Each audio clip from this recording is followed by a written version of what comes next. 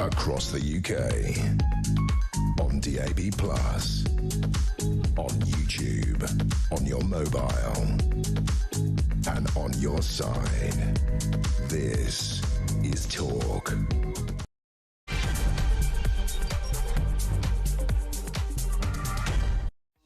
Hello there, good morning, happy Saturday to you. I hope you've got lots of fun things packed into your weekend schedule, including a little slice of moi, because I'm going to be with you until 12:30 today, and I'm back again to be with you until 1 o'clock tomorrow, so looking forward to that. And then obviously I'm going to scuttle off home, hide under a blanket and watch the Formula One, because that is what an Alex normally does cometh the Sunday. Bit of church, bit of Formula One and a nice roast dinner. What could be better? Well, what could be better is having me on Saturday and Sunday to keep you company, right? I hope you're still snuggled up in bed or toasty and warm, drinking a nice cup of tea, or better still, tucking into a big, dirty British breakfast. I'm jealous if you are. I'm a little bit peckish, if I'm honest with you.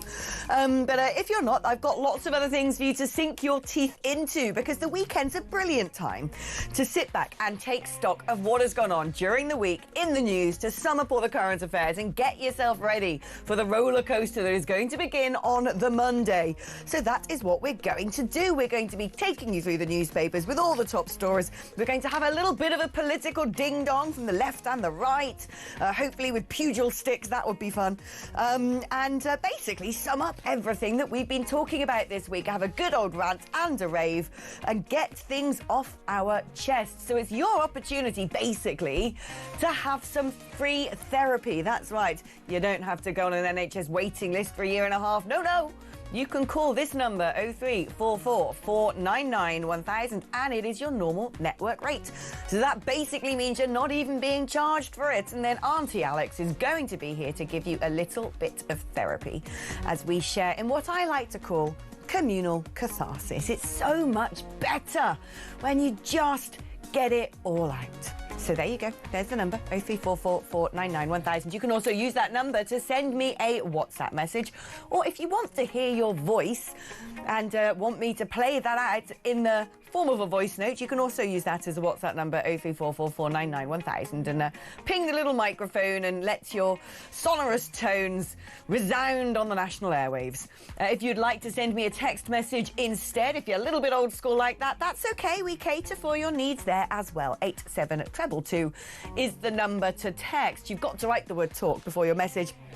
That way, it knows to wend its way into this particular studio and doesn't accidentally end up in the virgin side of floor 17, because Lord knows what they would do with it there. Or worse still, it could end up bouncing around in Talk Sport, like a sort of a football that's out of control, failing to get in the back of the net. I can just imagine them, you know, having a discussion about... I was trying to think of a footballer's name then. The only person I could think of was David Beckham. I'm pretty sure he hasn't played for about 30 years. And finding themselves talking about Sir Keir Starmer instead. So don't do that. Talk is the word you need to write before you send your message to 87222. We're, of course, on the socials as well. On X, we are at talkTV. So looking forward to hearing from you. Go on, get your thumbs ready, get your digits prone, because it's always great to be connected with the audience. That's why we're called Talk. Yeah, get it? OK, shall we start looking at the big news stories of the day? Because first up, we are joined by John Cooper MP, who is a Conservative MP for Dumfries and Galloway and member of the Business and Trade Committee. John, wow, a big story today in the Telegraph about your party, which looks as though it's essentially going to face electoral oblivion if a general election was held tomorrow. Very clever polling that slices and dices everything on a constituency basis suggests that the Conservative Party, arguably the most successful party in British history, could be decimated to just 14 seats. What's going on? So it's a scary poll, there's no doubt about that, but polls are like swimming costumes. What they reveal is very interesting, but what they conceal is absolutely vital. So I'm not sure when this poll was taken. I know nothing about it. I've seen nothing of it. But of course, these things are a wake-up call, and every day we've got to fight. You talked there about pugil sticks. We've got to get the pugil sticks out, and we've got to fight. And we've got to talk to the British people every single day and understand what it is that they want. And it's worth remembering that yesterday in my own Dumfries and Galloway constituency, we had a by-election, a council by-election, and the Conservative candidate, Julie Curry, did tremendously well and saw off a really strong challenge from Reform. So, we won that one. So rumours of our demise, I'm afraid, are probably exaggerated. Is the problem here that when you started out with a new leader under the form of Kemi Badenoch, that actually she just wasted time for the first however many months of her leadership? She essentially gave Reform all of the first move advantage. The Reform came out with Nigel Farage at the helm saying, we're going to control immigration. That means we're going to have to leave the ECHR. Being, very lucid when it comes to strident policy, with Kemi Badenoch umming and ahhing, we haven't decided about the ECHR yet. I'm going to do a consultation. Well, we need to think all of this through first. I don't want to tell you about our policies. We're nowhere near a general election. We're going to sit and take our time and work it all out. Which is kind of a bit like looking at a shop window and finding there's nothing for sale. I mean, you can understand why people... all they've got really is an imprint of the Conservative Party is the previous 14 years. And things didn't particularly end very nicely. That's a tremendous impression of Kemi there. It's like she's in the room with us.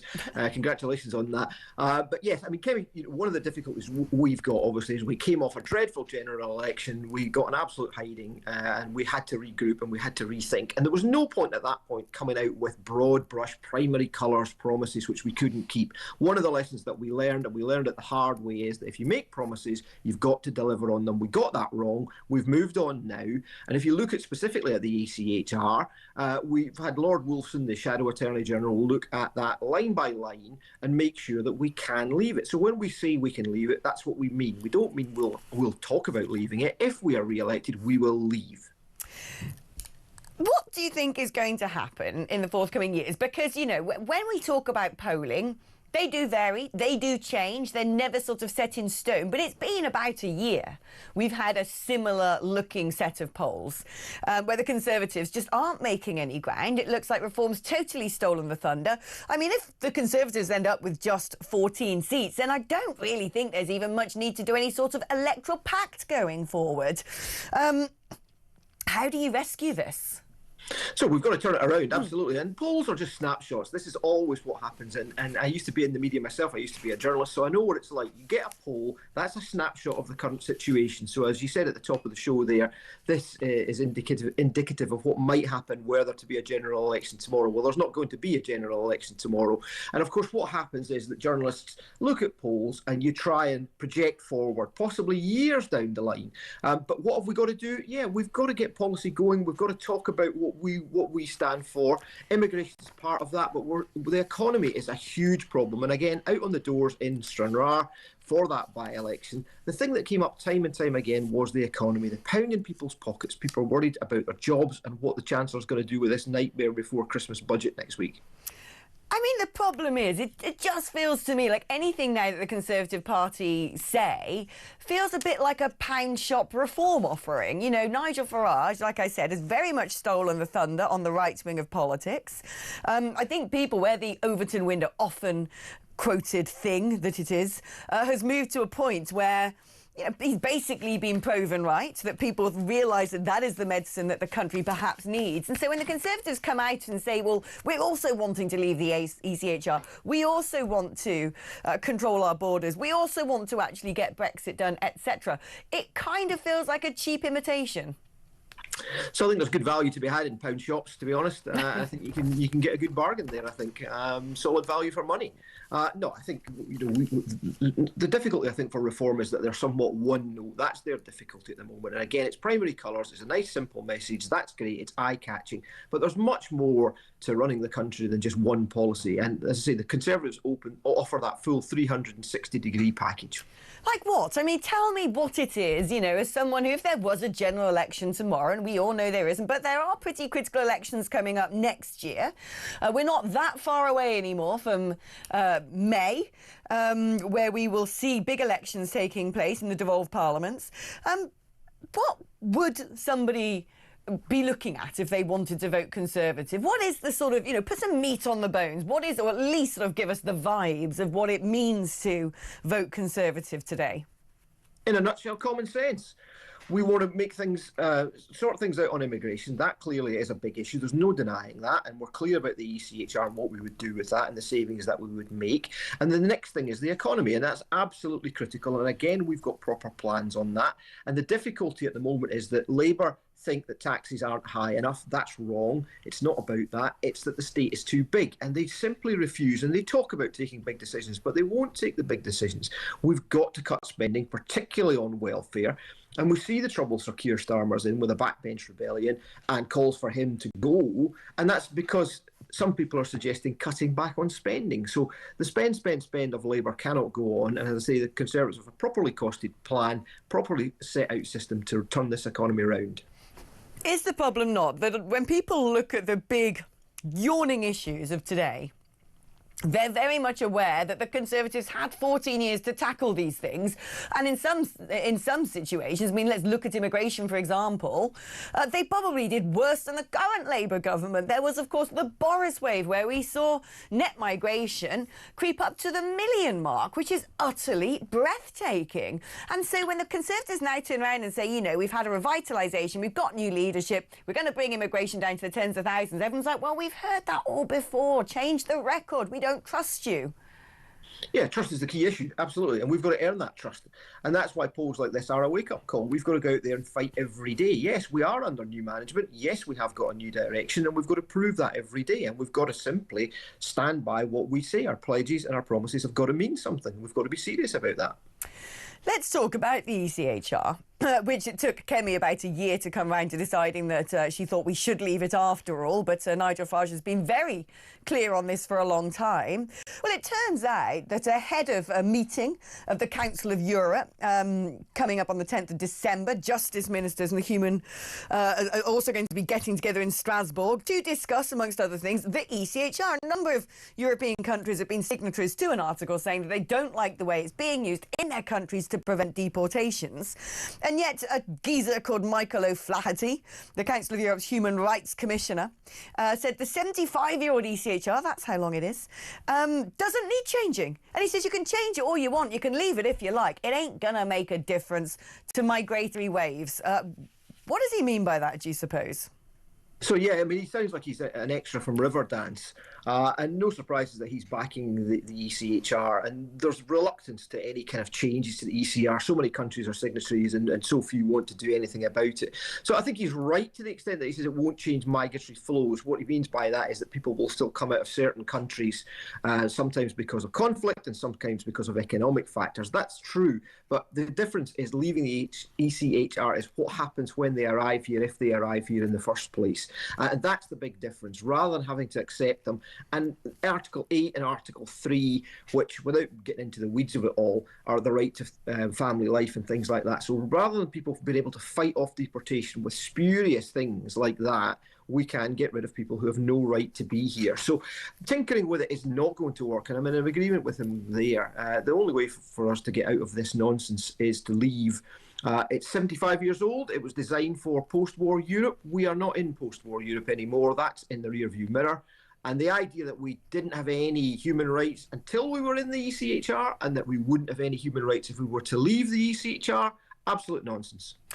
But let's talk about this, because he does have a point in terms of we can leave the ECHR, but that doesn't physically stop the boats crossing the channel. And also, we still have a problem that actually many cases aren't referred up to the actual European courts in Strasbourg. These decisions are being taken by domestic judges here in Britain, where migrants are essentially having multiple appeals against judgments of deportation that go on for so long that they end up staying anyway. We know there's a massive backlog. So there's got to be a lot more than just saying we're going to leave the ECHR.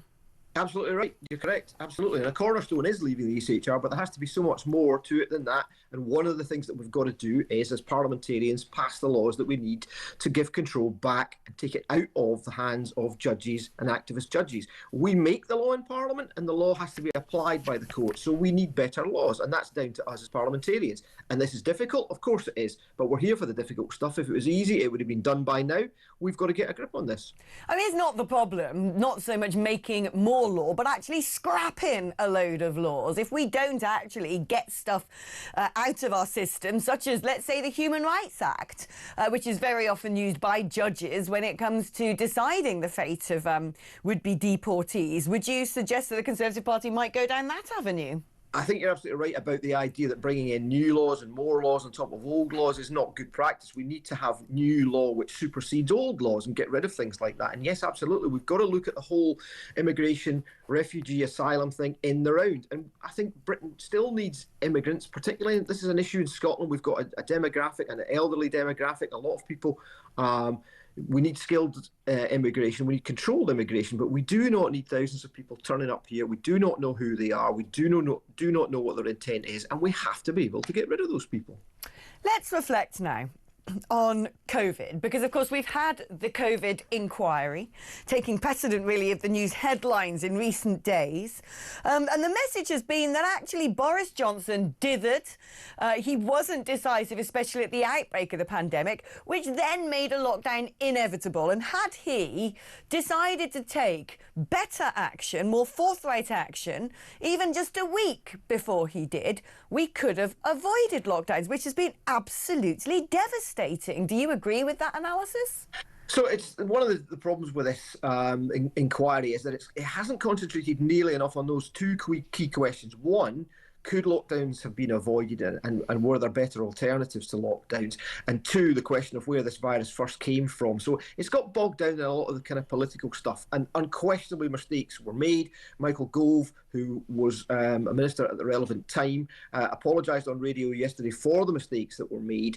And it's not an excuse, but the reality is this was a novel virus. No one had ever seen anything like it, and very few countries around the world. I get that. No one knew what they were dealing with, but I have a very lucid memory of what happened during that period of time, because I was still living in Brussels, having been in the European Parliament, which we had then left, and I still in Brussels, deciding my next move when all of a sudden the borders started closing across Europe. Then all of a sudden there were press conferences and briefings to the press every single day coming out of Brussels, coming out of Paris, which I was keenly watching because I was thinking, when do I need to get on a Eurostar and get over to Britain to save myself being locked up in Belgium, a country where I didn't really have much intention of staying? And I remember for 2 weeks, Europe beginning to move and act quite quickly. Well, Boris Johnson's idea was, well, let's all go horse racing. Oh, it doesn't matter. Jolly hockey sticks. You know, let's make sure that people can go to the Cheltenham Festival. Why didn't he take it seriously at the beginning? I think he took it seriously. I don't think there's any doubt about that. And perhaps wrong choices were made, but it was very, very difficult. And we've got this odd mix now where some people wanted longer and harder lockdowns and some people didn't want any lockdowns at all. So it was a complicated picture. There's no question of that. And it was a horrific situation, no doubt about that, and very difficult for people to make the right call. And I think it's looking back is easy. Hindsight's a marvellous thing. What should we have done? Should we have locked down earlier, or should we not have locked down at all? Look at the Swedish model. The Swedish model was different again. And I think a legitimate criticism of Baroness Hallett's inquiry is it hasn't looked long and hard enough at what other people did and compared that to what we did. And we might have more of a sense of what might be the right thing to do next time. And I'm afraid, unfortunately, next time, you think we're going to do it again just for the fun of it?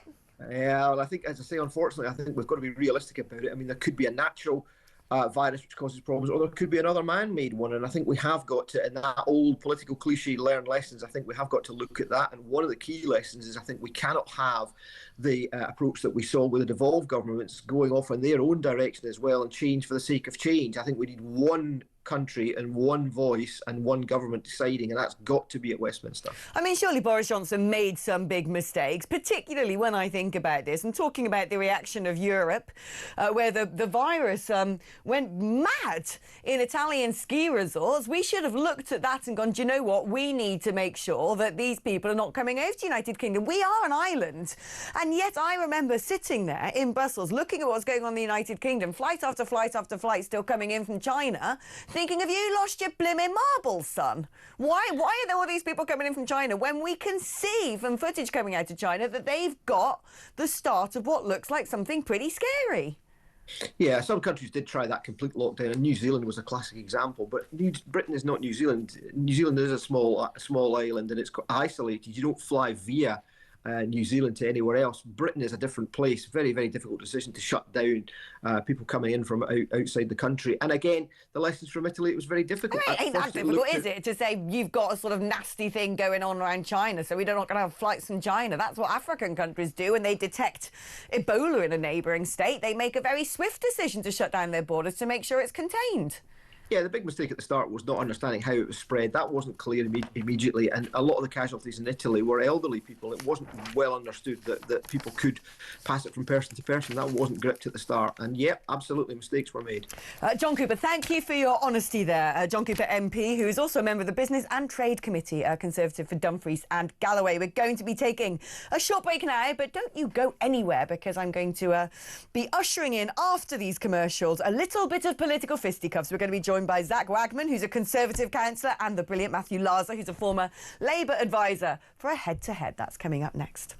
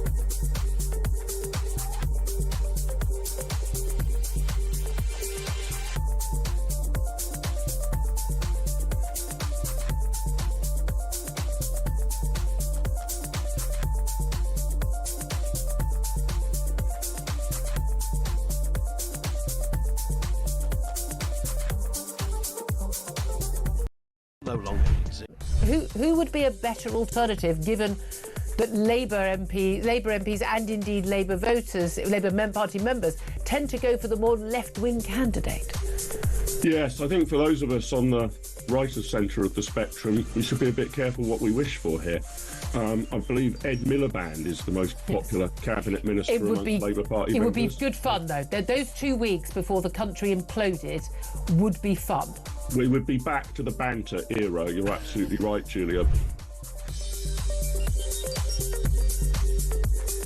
Big news coming this December. Our talkTV app is moving to the Talk app. You can watch, catch up and listen to all your favourite shows and podcasts anytime, anywhere, all on the Talk app. From Monday, 1st of December, the talkTV app will no longer exist, so don't miss out. So head over to your App Store or Google Play and search Talk now. Across the UK, on DAB+, on YouTube, on your mobile, and on your side. This is Talk. Hello, welcome back, and welcome to the studio, Matthew Larser and Zach Wagman. Or you're Wagman. It is Wagman. It is Wagman. Okay, there we go. Zach Wagman, we now know. Got two very cool surnames here, Alex. All right, Belgian architect, old Clouseau in the corner there. You are looking particularly continental. You are Just looking continental. I like it. Right, we were just talking about this with John Cooper MP, which is the projections of polling. If there were to be an election tomorrow, It's like the election's so far away, but we're going to play this game. We play it every single day of the year as a journalist. But the thing is, the polling hasn't been shifting, has it? And if this polling were to come to light when it was a general election, the Conservatives are basically obliterated, Zach. Yeah, look, it's not good news, is the long and short No. of it. I think, like you say, there's a long way still to go, and I don't think there's ever been a parliament like this where there's been so many polls every single week. And you're right, they are saying the same thing, but I think they're distracting, and actually they only serve to reinforce, because you keep seeing polls saying the same thing. It only makes everyone say, well, the last poll must have been right, and so on. I think the reality is that Kemi has had an up and down start in her first year or so as leader of the Apparently opposition. Nigel Farage calls her Santa Claus because with her leadership it's like Christmas every day for his party. Look, she has been at the forefront of getting Peter Mandelson to resign. That was the Conservative Party that really rammed that up, and her performance at Prime Minister's Questions got him to resign. Didn't he just sort of like, Well, yeah, he brought it upon himself fundamentally, but it was her pressure. That wasn't a top news story till she really pushed it at Prime Minister's Questions. It was the same with the Angela Rayner tax issue. That was discovered by Conservative headquarters. Well, that's and they great. I mean, it's okay if you can just take down people who are doing scandalous and horrific things on the other side. But the reason you're on 14 seats projected at the moment is because people out there are going, well, we may as well vote reform because at least they're the authentic thing when it comes to talking about controlling immigration. Farage has banged on about that all of his political career, when it was actually the Conservatives who massively opened the doors to the most wild levels of immigration. You're absolutely right, and that's why Kemi has accepted that and said we need to do things differently. We have to recognise many of the things that the last government wanted to do on immigration, they were not allowed to do, whether that was by the civil service and the judiciary, things like the Rwanda plan that would have had an impact.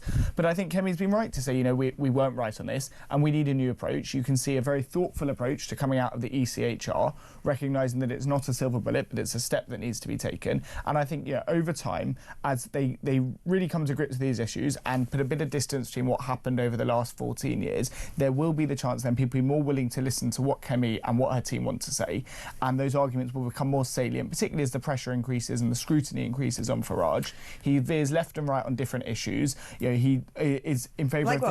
So, on things like transgender men in women's prisons, you've heard across reform, you've heard various different views. Really? Yes. They announced. Like who? I've never heard reform be funny on that subject. When they announced a new advisor on judiciary, it was about a month or so ago, he did a big press conference and he disagreed. I don't remember the lady's name or the gentleman's name, but there was a press conference, they disagreed between the two of them. It's fine to have disagreements, but you're starting to see this because it's a one-man show. Vanessa Frake, who's a former prison governor, I think is who. That might have been who it was. But because it's a one-man show, there will need to be more people involved, quite rightly, and there are some good people there. But I think as the scrutiny grows and as there are challenges, they're bringing in former Labour people, former Tory people that fundamentally don't agree on very much. And I think the Tories continue to be thoughtful and putting forward strong cases like they're doing on things like the Climate Change Act and like they're doing on the ECHR. I mean, this is the difficulty, though, isn't it? Because the things that, Farage stands for, which is getting rid of net zero, controlling the borders, you just have to look back a couple of years to see Boris Johnson absolutely loving all of the stuff.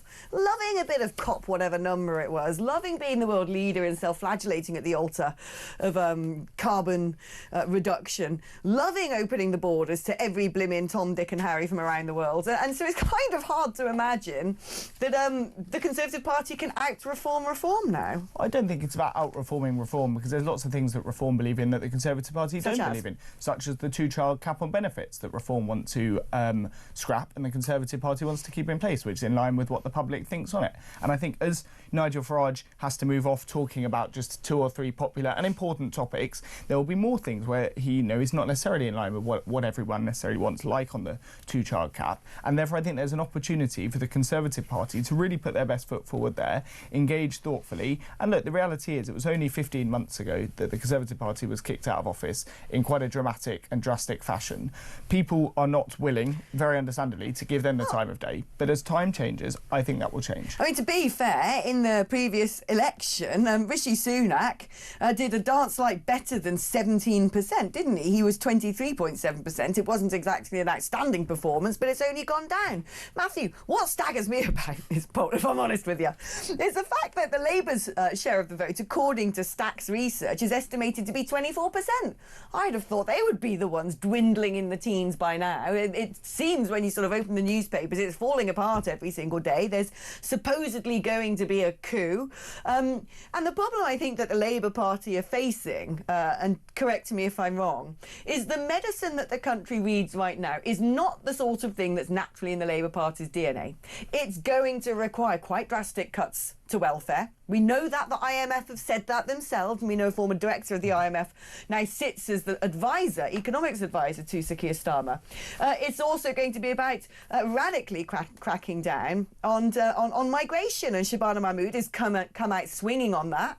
But it's upsetting. It's upsetting a lot of the sort of normal, true red backbenchers. And well, not just the true red backbenchers, it's upsetting quite a lot of voters, because the problem is that, I mean, it's basically the problem that both of the traditional parties, the traditional two big parties face, which is that, you know, how do you square this circle of people to the left of you, as it were, and people to the right of you? I mean, the Tories have it. I'm going to say Zach has been very modest, because he campaigns in a part of North London, which even in that sort of, even in that scorched earth 14, he was remain blue. So Zach is doing something right in his part of the world. But you've got this issue that the Greens are up around 15% in a lot of polls. Actually, more What's than going the on midterms. there? Exactly. Oh, it's weird. So that is weird, but obviously also Reform are polling well in traditional Labour areas, the so-called Red Wall as well. So the issue for for example, yesterday you saw Keir Starmer going on the plane, briefing the Guardian that Nigel Farage has got more questions to answer on racism. Why was he doing that? Everybody knows that's not going to affect masses of voters in the Red Wall, but he needed to give mood music to those tempted to go to the Greens. The thing is about Starmer, he's always happy going on some sort of international journey, isn't he? He loves it. If he could get on an aeroplane, he's straight there, isn't he? He does so it's this issue that. So I think in terms of doing the right thing, I think what you've seen on migration, and there were two big challenges where the Labour Party didn't grasp, they may argue there's more, but the two principal challenges where the Labour Party didn't grasp the mettle in the first 18 months of the government have been migration and welfare reform. It tried to do rather half-hearted welfare reform.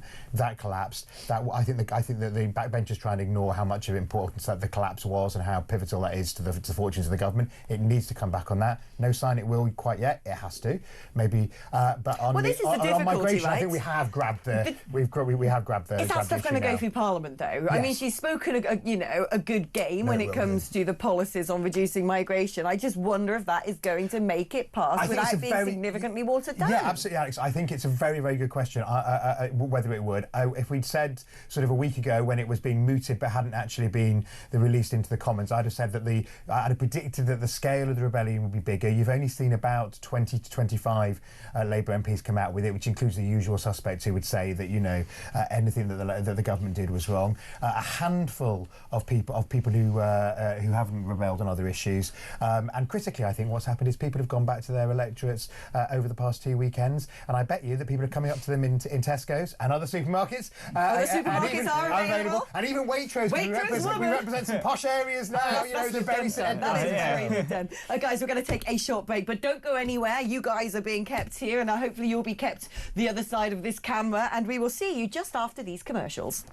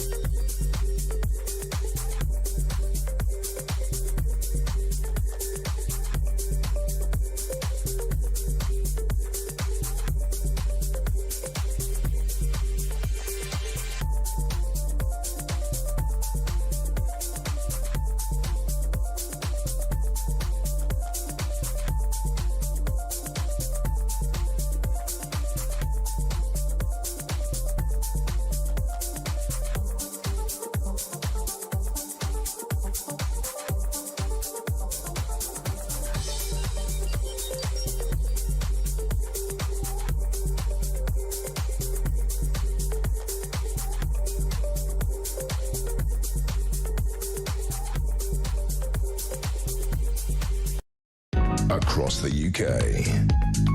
On DAB+. On YouTube. On your mobile. And on your side. This is Talk.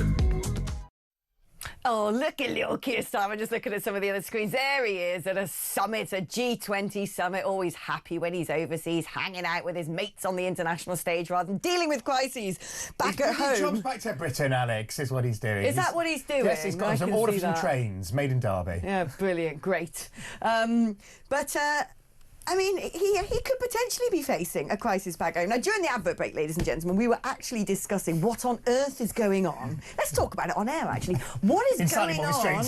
Yeah, we won't be using the colourful language that we were using during the advert break. But what is going on with this Zach Polanski thing? Because this is a guy, if you don't know this at home, right, this is a guy, you were saying it's his third name now, because he's called Paul something, actually. And he's changed his name twice now. Yep. And he was a two-bit actor, weird quack hypnotist. Excellent second party. Really, he's come out of nowhere. He doesn't seem to be particularly charming. He could definitely do with a trip to the dentist.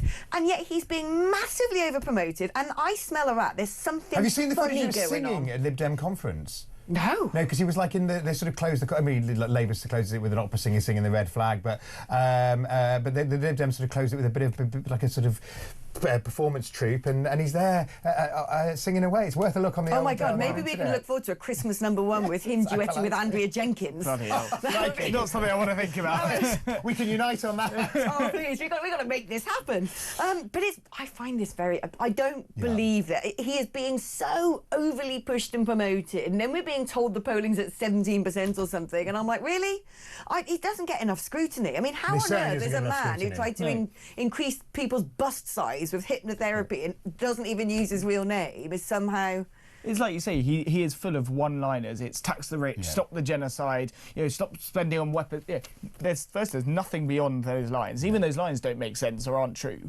But there's a sense that because he's this young, exciting, cool thing, and a few people saw him on stage in Bristol at a concert recently, suddenly we've got to put him everywhere.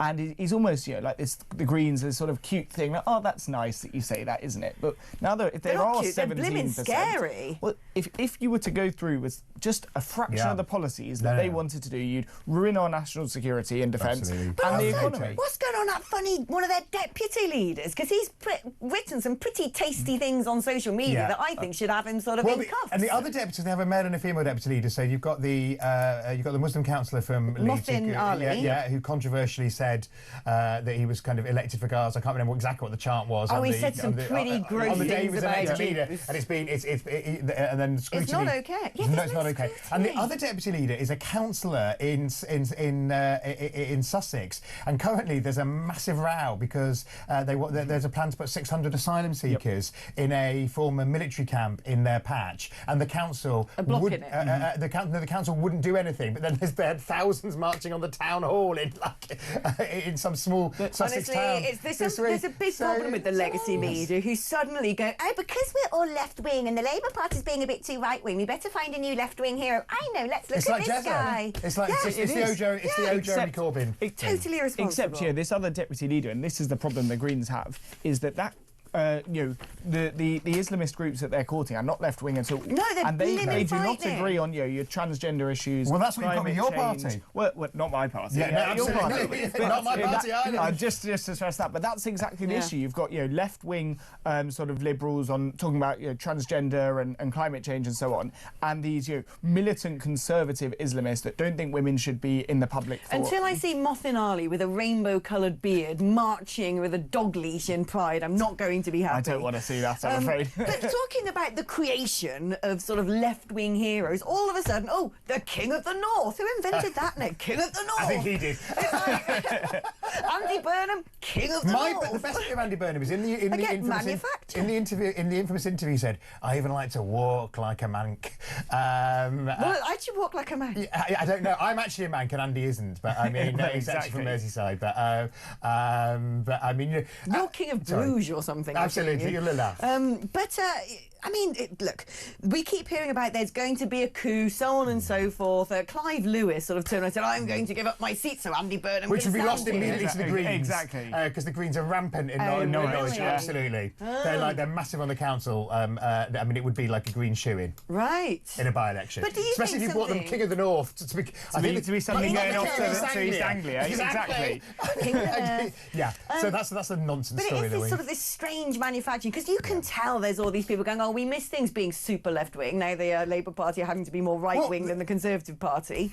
And so they're creating all of these new would-be socialist heroes. Well, the thing about Andy is, in the 2010 leadership contest, which now seems like a lifetime away, which is the Miliband brothers against each other, Andy was a candidate in that, and he was to the right of David Miliband. He was the pure Blairite candidate, and now he's not. So, I mean, the problem with Andy is he does like to be all things to all people. Absence makes the heart grow fonder. Until COVID, no one heard from him for a few years. Yeah. He popped up as the King of the North because I can't remember, either wanted a lockdown or he didn't want a lockdown or whatever. Yeah, no, it was a game at one point. Then he disappeared for a few years, and now suddenly he's just the fresh new thing because no one's heard from him for a bit. So, yeah, actually, when you stop and listen to him, he's not got any new ideas or anything creative to say. He's shifting around, as you say. We're just getting excited because it's someone different. And But do you think there is going to be a coup, Larsa? I mean, I think it is. I mean, look, clearly the Prime Minister's numbers have to get better if he's going to see through to the election. The Labour Party is very bad at orchestrating a coup. The mechanism, if the Prime Minister doesn't want to go anywhere, the mechanism to move him is very difficult, because you don't actually. It's not like the Tories where you just write a certain number need to write a letter in saying we would like a choice. What you actually have to do is you have to find 20% of the parties, that's 80 MPs, who have to nominate a particular candidate. And the idea that they're going to, at the moment, unite around a particular candidate to start the proceedings, I think is pretty difficult. So it depends how disastrous May is. Now, I'm going to basically gloss over this next story because I think it's rubbish. I do enjoy the Telegraph on most days, but the fact that the Defence Secretary failed to pay council tax on a second home because, I don't know, it's the council's Yeah, the council didn't bill him properly. Rubbish story. It's not Watergate. It's not Yes. Watergate. No. Basically, he ticked the box to say it's my second home. The council sent him a bill. I mean, I like And a they lot of us, calculated he's it on- wrong, and now he's got to calculated pay wrongly. stuff. Presumably he's on direct debit like everybody else. So his direct debit just went out. And then they said, oh, actually, we billed you the wrong thing, and he sent them a cheque straight away. So it's not... It's a non-story. It's a non-story. It's a non-story. It's a non-story. Non-story. Now, this is a story, though, because children as young as 10 are going to be given puberty blockers in an NHS trial. I think it's 250 boys and girls who say they're gender dysphoric are going to be tried out with these sort of puberty-blocking injections. What are they doing? That's child abuse.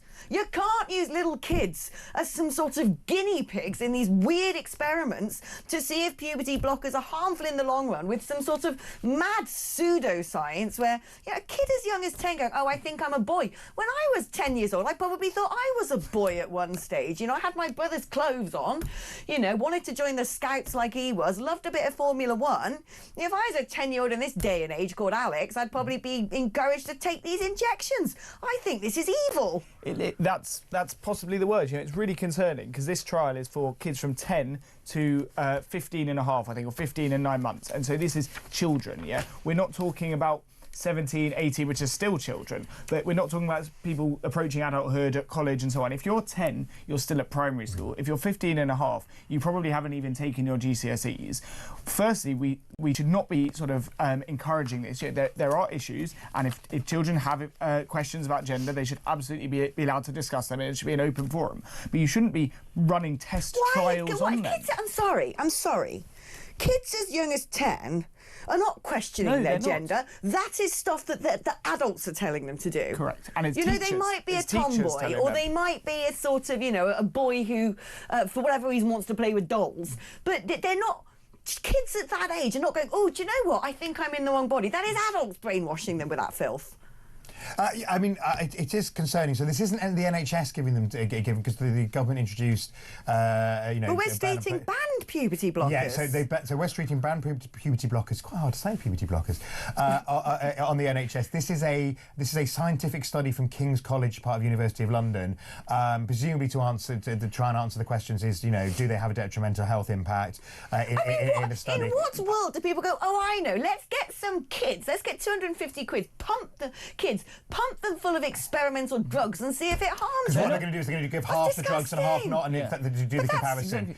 They would argue. I'm not saying I endorse it, but I'm saying they would argue that you need a definitive study to find out if there are harmful effects, etc. Or you just don't do it at all. You don't need to give kids these medications. You are giving people that. You are giving half of the cohort the drugs in the meantime. I wonder if the government will intervene on it. It's not government study, do you know what? but I wonder if there will be government intervention. Young I wonder if Wes. the government can intervene actually, because it's not. It's kind of at arm's length, isn't it, via university? But Do you know you what, shouldn't be experimenting on children. No, if I was actually, Wes, I'd come out swinging at this. And actually, we need to be talking about the evil. parents, because this requires parental approval. Yeah, they're all parents. We need to be, thinking about why are parents motivated to put their children towards this. A 10-year-old child It's messed up. who just wants to go, as you say, play football, run around, make music video, whatever it is. They are not thinking about these sorts of questions. Just let kids be kids. This is Don't child make them abuse. Absolutely. Let people make adult decisions, but I find the idea of puberty blockers very, very troubling. It's disgusting. Right, on that note, we're going to take a short break. And we're going to be discussing more sick and disgusting things when we come back, such as the forthcoming budget. So don't go anywhere.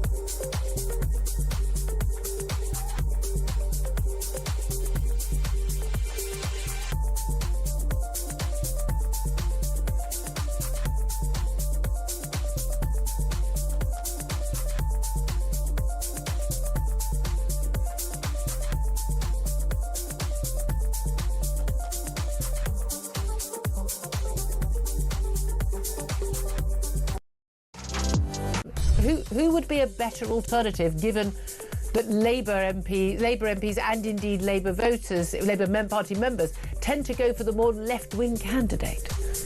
Yes, I think for those of us on the right of centre of the spectrum, we should be a bit careful what we wish for here.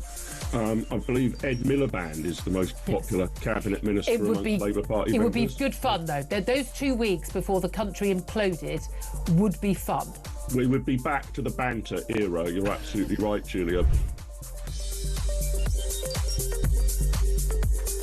Big news coming this December. Our talkTV app is moving to the Talk app. You can watch, catch up and listen to all your favourite shows and podcasts anytime, anywhere, all on the Talk app. From Monday, 1st of December, the talkTV app will no longer exist, so don't miss out. So head over to your App Store or Google Play and search Talk now. Across the UK, on DAB+, on YouTube, on your mobile, and on your side. This is Talk. Now, apparently, Rachel Reeves doesn't like people mansplaining how to be Chancellor, because let's not forget it's the most important thing that's ever happened in the history of politics that a woman is in charge of the economy. It is. Yes, it's so important. But she's not really doing a good job, is she? And everyone's sort of sitting here trying to play what's going to be in the budget. And it seems to me that they're using the media to float certain ideas and see how people react. So it's like, oh, she might have to put up income tax. Oh, don't do that. The backlash is huge from the public and from her own backbenchers. Well, she's going to have to massively cut welfare. That was the message from the IMF itself. And the Labour Party, in typical Labour Party form, don't want to see that happen. Well, we're going to have to apply a mansion tax, is the latest. I'm going to ask you first, Matthew, because you are of the Labour ilk. I am. What do you for my think, sins. for your sins, what do you think is going to happen? What route do you think she's going to go down? I think she'll go down the hodgepodge, the smorgasbord of stealth taxes, as you might say. So gambling tax. The gambling tax will definitely come in, because that will keep the freezing income the gambling tax. Gordon Brown's made a big play on it in his endless Guardian columns about the gambling tax. So that will definitely happen, because people feel the Labour backbenchers will like that. So that will win her some popularity. Ooh, sin tax. The sin taxes, extra council tax bans, the freezing of the continuing freezing of the income tax thresholds, which frankly, is effectively a tax on working people. That's going to be the most difficult one to explain away. Partly because, not least because, the problem the government has is it keeps saying it's not going to do things and then it doesn't. So when it came in, the Tories had already, in the predictions, had already frozen the income tax bans. I think several years. Forget how long these forecasts for. And then Rachel said, oh well, I'm going to end that. I'm going to end that, I think, in this coming financial year. And now she's going to have to reinstate that. So it's the hokey cokey that's the problem. It's the in and the out, the yes and the no. But I mean, look, Nigel Farage has predicted there could be a general election come 2027. There's nothing that she can do to save the economy, it seems, other than really go after some pretty sweeping cuts. Because you look at the bloated welfare bill. There won't be. Exactly. So this is the problem. This is what Nigel Farage is predicting, that they're not going to be able to make those cuts. It won't get past the backbenchers. He seems to think that could end up with a technocratic government. I wonder if we already sort of have one in the shadows in the form of the new economics advisor who worked for the IMF. That actually the medicine that needs to be administered right now is just not in the Labour Party's cabinet. It's not. The size of the state is too big. And in order to afford that, you either need to raise taxes or reduce the size of the state. Taxes can't really be raised. When she tried to do the big one and said income tax, as you said, it was trailed on the media and everyone said that's an awful idea. So instead, they're going to raise 100 different taxes by a little bit, which is going to impact on everyone in some form or other.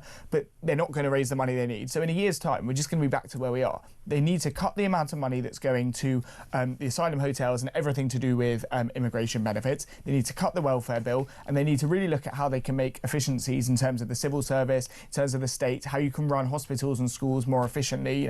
How do we just discover that prison release is done on paper?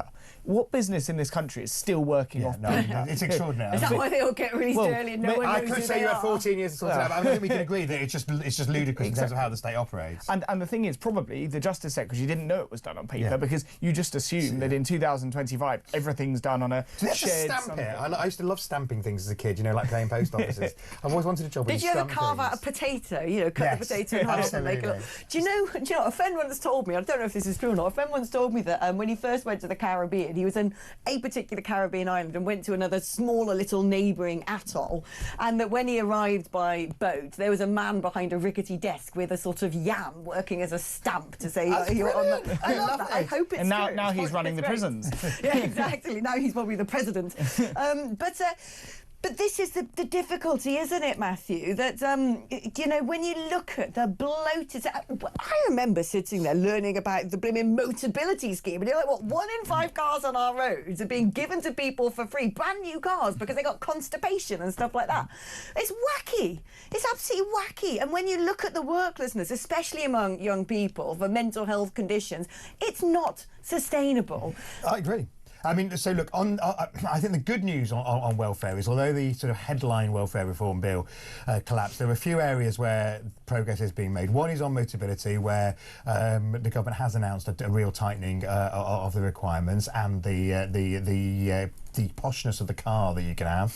The second one of which is... I just don't think you should get a free car unless you really need it. You can't in a right old pickle, you desperately need that transport and adaptive certainly transport. It's becoming completely unsustainable to have everybody with more mild mental health conditions getting qualifying for mobility. Clearly that's not sustainable. So they are making changes on that. The second thing is that announced this week in the second wave of the Shabana announcements, which is about the transitioning of people who are already here, whether they get settled status, it will actually result in a massive welfare cut. So I'm slightly thinking that... Will it pass?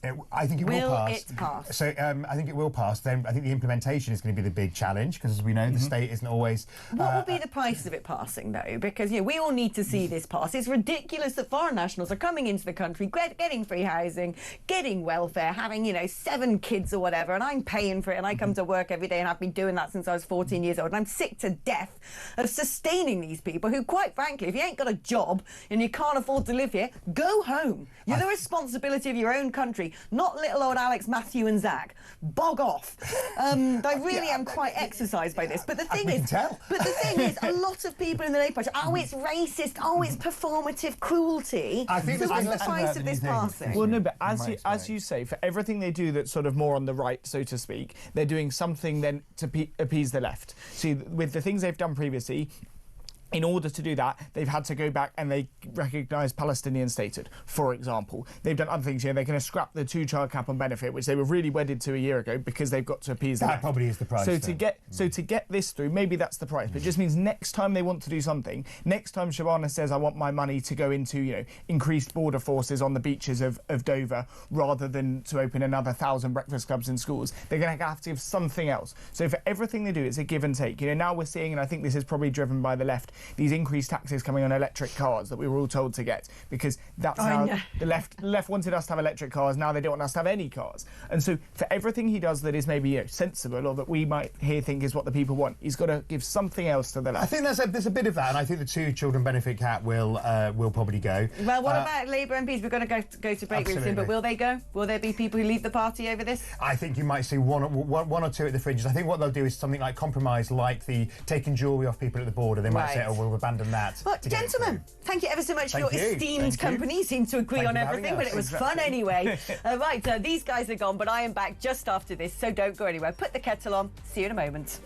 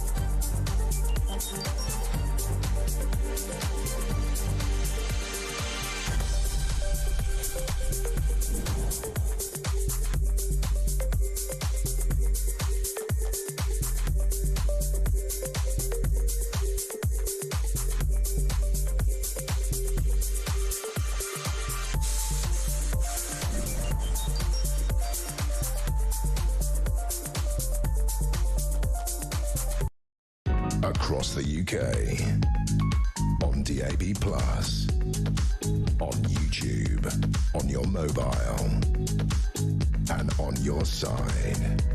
This is Talk.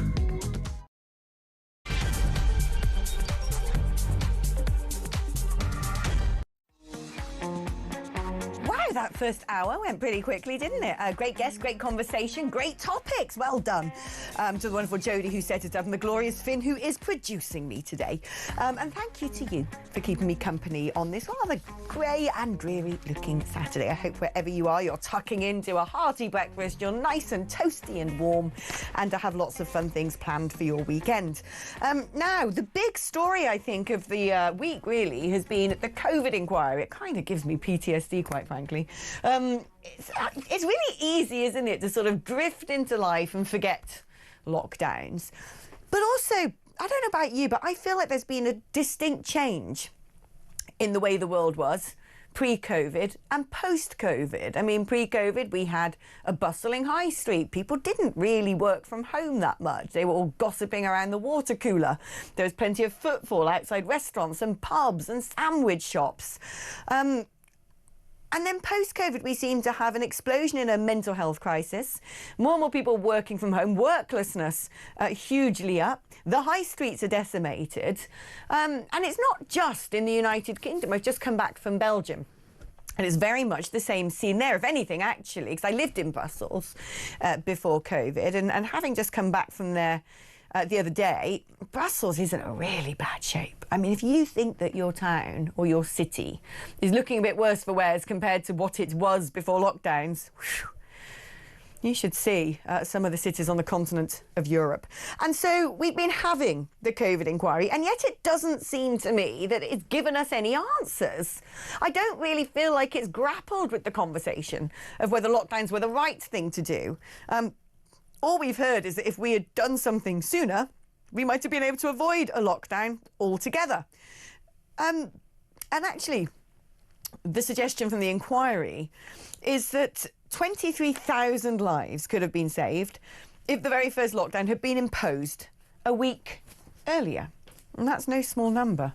Well, let's speak now to Matt Fowler, who's the co-founder of the COVID-19 Bereaved Families for Justice UK. Matt, when you look at this inquiry, what is your initial reaction? Has it asked the right questions? Has it delivered answers? I think so. The inquiry system itself is interesting.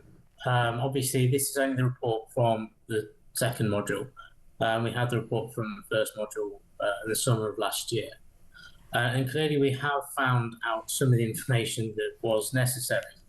I think it's worth noting that not every question has been answered, but then we've got a lot more reports yet to come out.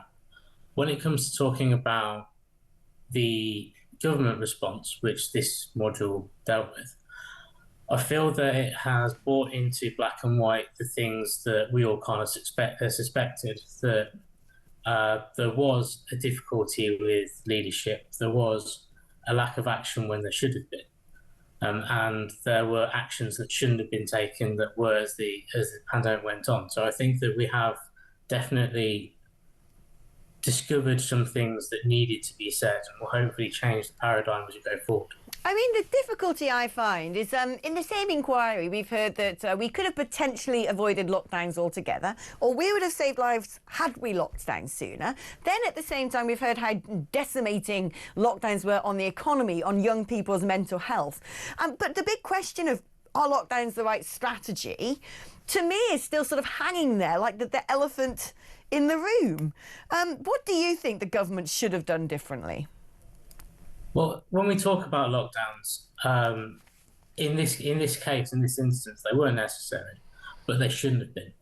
And I think that's one of the things that people should understand, that isn't a binary issue of yes or no. It's a matter of whether or not they were done at the right times or in the right ways. And the inquiry has pointed out quite rightly that had actions been taken earlier in the pandemic, when there was plenty of opportunity to take action, we may not have needed lockdown. But whatever way you look at it, though, you can see how lockdowns did flatten the curve and did improve our response as we went on. What do you want to see going forward? Because as you said, quite rightly, this was module 2 of the inquiry, and the inquiry has still got more time to play out. What do you want to get from this inquiry? The only thing that I've wanted at all for the last 5 years, and it's so important, and I think it's something that really does need to be understood more by people, is that there's nothing that I can do to bring my dad back. He's gone. There's nothing I can do there. And that's the thing that's fueled this for me. What caused me to start our campaign, and then for us to campaign to have the public inquiry started, was all about stopping other people going through what I did. That's all that really matters. So really, ultimately, the objective should be to learn from the mistakes of the past and then change how we act in future when it comes to national crisis events.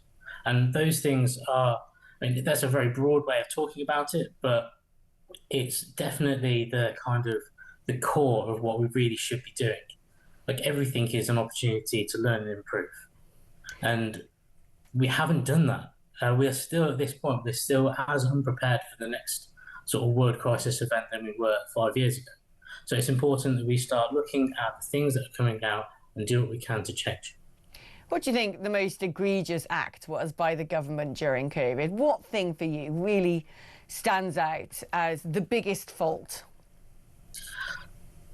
A lot of the rhetoric that we were hearing was about the government following the science, and that clearly wasn't the case. That's come out quite clearly in the inquiry so far, that scientific advice wasn't followed. In many cases, scientific advice wasn't understood by the people making decisions. And whether that is a failure on parts of scientific advisors for not being able to explain adequately, or a wanton inability to understand what they're being told, it doesn't really matter. The fact is that there was scientific advice that was given to explain why we need to act in the ways that we did up to that point, and that wasn't followed. And specifically in my case, so to talk very briefly about my dad, he was a young man, he was 56 when he died. He'd taken voluntary redundancy from his job as an engineer at Jaguar Land Rover, and he didn't make it a year into his retirement before COVID took him. And the necessity to lock down had been agreed by the scientific community by the 14th of March. And it was Boris Johnson's personal decision not to enact that lockdown for another 9 days. And in that 9 days, my dad caught COVID and eventually died. So for me personally, that is the worst of the sins perpetrated by the previous government. But my story is relevant to me, and there are many other bereaved people whose stories are similar, different in other ways, who will have their own opinions about what mistakes caused the most damage. I think that, I mean, I'm an engineer myself, and whenever we look at a problem, I always look at root cause. And the fact is that we should have acted earlier, and if we had done, we would have made a bigger impact as the pandemic went on. We wouldn't be looking at 250,000 hearts on the COVID memorial wall like we are now. Matt, thank you ever so much for joining us today. That's Matt Fowler, who's the co-founder of the COVID-19 Bereaved Families for Justice. Let's bring in now Chris Snowdon, Head of Lifestyle Economics at the IEA. Now, when you hear the story of Matt, who lost his father, within that sort of first week when Boris Johnson was hesitant about doing something about this novel virus that we didn't really know anything about, I have a great deal of sympathy. And the inquiry itself has turned around and said, well, had he done something sooner, we may not have even needed a lockdown, and 23,000 lives could have been saved. Chris, where do you stand on some of the conclusions of this inquiry? I mean, I kind of feel it's not really giving us many answers. It's not really pointing us in a useful direction going forward. But I do tend to think that there was a bit of dithering at the start of the outbreak of the pandemic. What are your thoughts? I think if you accept the need for a lockdown in March 2020, then it's fairly obvious that it would have been more effective if it had been begun earlier on. The problem was the scientists have spent weeks and weeks saying there's no need for a lockdown. We're going to squash this sombrero. We're going to flatten the curve. We're going to get this over and done with before winter. That was very explicitly the plan. It was explained to people live on television night after night.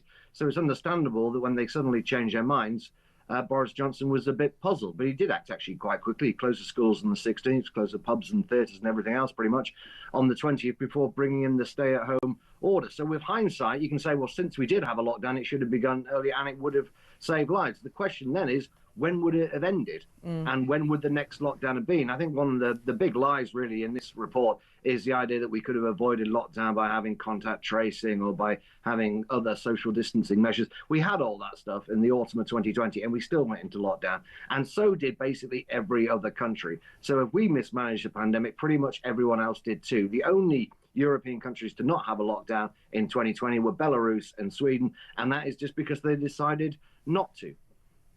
The difficulty is nobody comes out of a pandemic winning, do they? You'll have people who inevitably lose their lives, which is utterly devastating and heartbreaking for their relatives.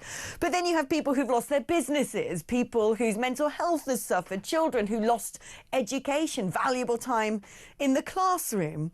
Is the COVID inquiry a £200 million waste of time? Yeah, completely. I mean, it's been even poorer than I expected it to be. It's just rehashing talking points from 2020 when people were talking all this nonsense about, oh, we need a circuit breaker that will prevent a lockdown. If you want to avoid a lockdown, we need to have a lockdown now. None of which works, and none of which really works in our European neighbours. It's just like, you know, the kind of stuff Piers Morgan was saying again and again. It doesn't get us to the heart of some of the more interesting questions. Firstly, why did the scientists suddenly change their mind in March 2020? Why, for example, did this first lockdown drag on so long into May, then June, then July, in the middle of a really hot summer? Why did Sage try to bounce Boris Johnson into a lockdown in the following winter of 2021-22, when we know now the modelling was completely wrong because Boris Johnson stood up and didn't go into lockdown and everything was basically fine? Look, it's obviously tragic. People lose their lives from anything, but until 2020, people dying from infectious respiratory virus was never considered to be the responsibility of the Prime Minister as such. The one thing that stands out to me in all of this is I don't feel like we're talking enough about a couple of things. One being the bad faith actions of China. The fact that they had the ability, they knew that came out of a lab. They must have known it came out of the lab. They had the ability to share that information with the rest of the world rapidly in order to try and help people approach how best to treat this virus, who was going to potentially suffer the worst consequences and develop potential vaccines. But also, I feel like we're not talking at all yet, and maybe it will come in module 3, about how dystopian and draconian the message control was, the demonisation of things such as the Barrington Declaration, the fact that we kept being told a pangolin had been hanging out with a bat and that's why the infection was spreading, and anyone who suggested otherwise was basically a racist monster. That we haven't really addressed some of the more radical elements of COVID in that regard. Why do you think that is? Because it's just a very one-sided establishment report that seems to be mainly interested in demonising Boris Johnson and Dominic Cummings. Again, like a lot of people were in 2020, unfortunately, it turned into a whole extension of the Brexit debate when it shouldn't have been. Look, there were extremists and idiots on both sides, and mistakes were made on both sides. This is inevitable. It was a brand new disease leashed upon the world. Quite where it came from, you've already alluded to, perhaps.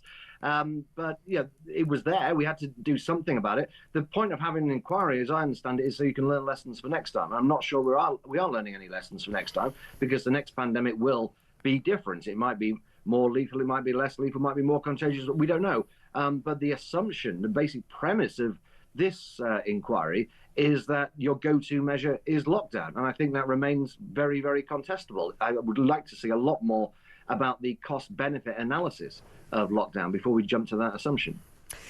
And that's really what we've not had, is it? I mean, there was a suggestion there should have been some sort of economic steering committee during all of this to look at the impacts of some of the policies adopted by the government. And yet I feel like we still don't have the information of how many people have been harmed as a result of lockdown. Are we ever going to get that? I don't think so. I believe there is an economics module, and I hope they will look very closely at the costs and benefits, and also the longer term effects on inflation from all the money printing that went on to pay for furlough and help out to eat out and so on. Clearly there were many damaging effects from lockdown. Unfortunately, they're not quite as easy to quantify as the number of deaths from COVID. So I don't think we'll ever get a full accounting of that. And as a result, I think the history will always be somewhat unbalanced on this issue. And do you feel it's sort of ominous that we're having this inquiry? It almost feels to me like we're being massaged and prepared for this to happen again. Well, that's kind of the idea. It's supposed to prepare us for the next pandemic. We were badly underprepared for the last one. I think everyone would agree with that. The government's pandemic response plan was based on this being influenza, and nobody would consider locking down for influenza, although you could conceive of an influenza as strong as the Spanish flu, where it actually would make more sense to lock down than it did for COVID. So, yeah, the idea is to prepare, but I don't think we can prepare without knowing what the long-term or even short to medium-term costs are of implementing lockdowns. We really can't be assuming the lockdown is going to be the ultimate destination, nor indeed, as this report is saying, that you can somehow avoid lockdown if history did repeat itself, because, as I said, virtually nobody avoided lockdown. The only way to avoid lockdown is simply not to bring in a lockdown, and that is a political choice. This report makes out there's some sort of trigger point at which it just becomes inevitable that you bring in a lockdown. It's another implicit premise of this report, which comes from a very biased place, I feel. Christopher Snowdon, thank you ever so much for joining us today. Right, so we're going to take a short break, but after that, I'd love to have a call from you. That's right, you. So why don't you pick up your phone and dial this number, 0344 499 1000. You can discuss whatever we've been talking about today, or maybe you just throw a new topic into the ring altogether. It's your normal network rate. You can also use that number to send me a voice note on WhatsApp or a message on WhatsApp. 87222 is the number if you'd like to send a text. If you're going to do that, you have to write the word talk before you message. OK, looking forward to reading out some of your messages and having a chin wag with some of you just after this.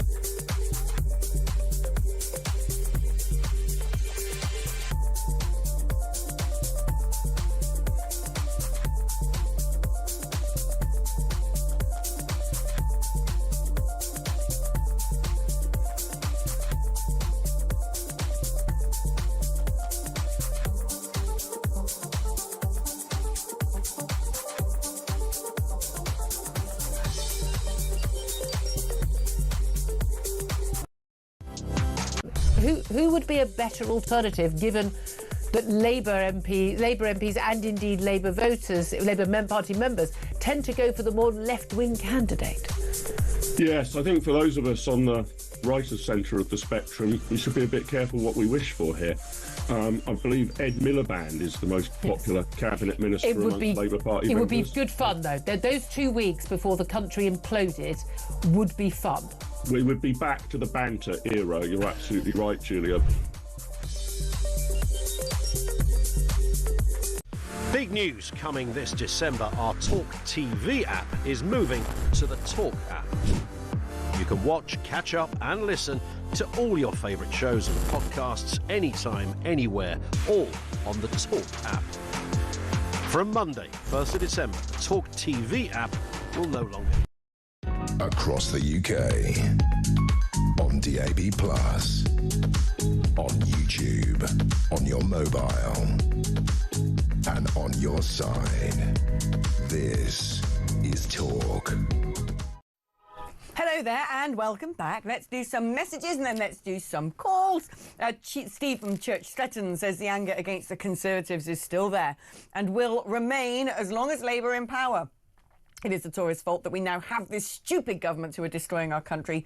I voted Conservative all of my life, but I'm now going to vote Reform.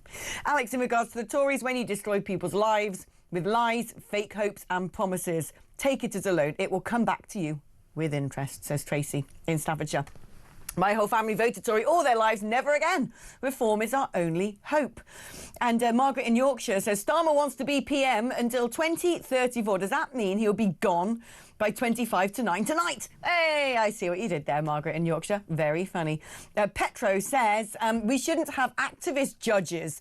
They should be impartial and just uphold the law. No personal opinions, no bias, nothing any activist judge should be removed.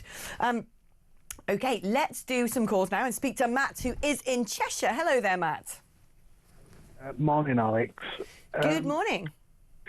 The COVID inquiry is a £200 million excuse to have one final pop at Boris Johnson and the Tory government.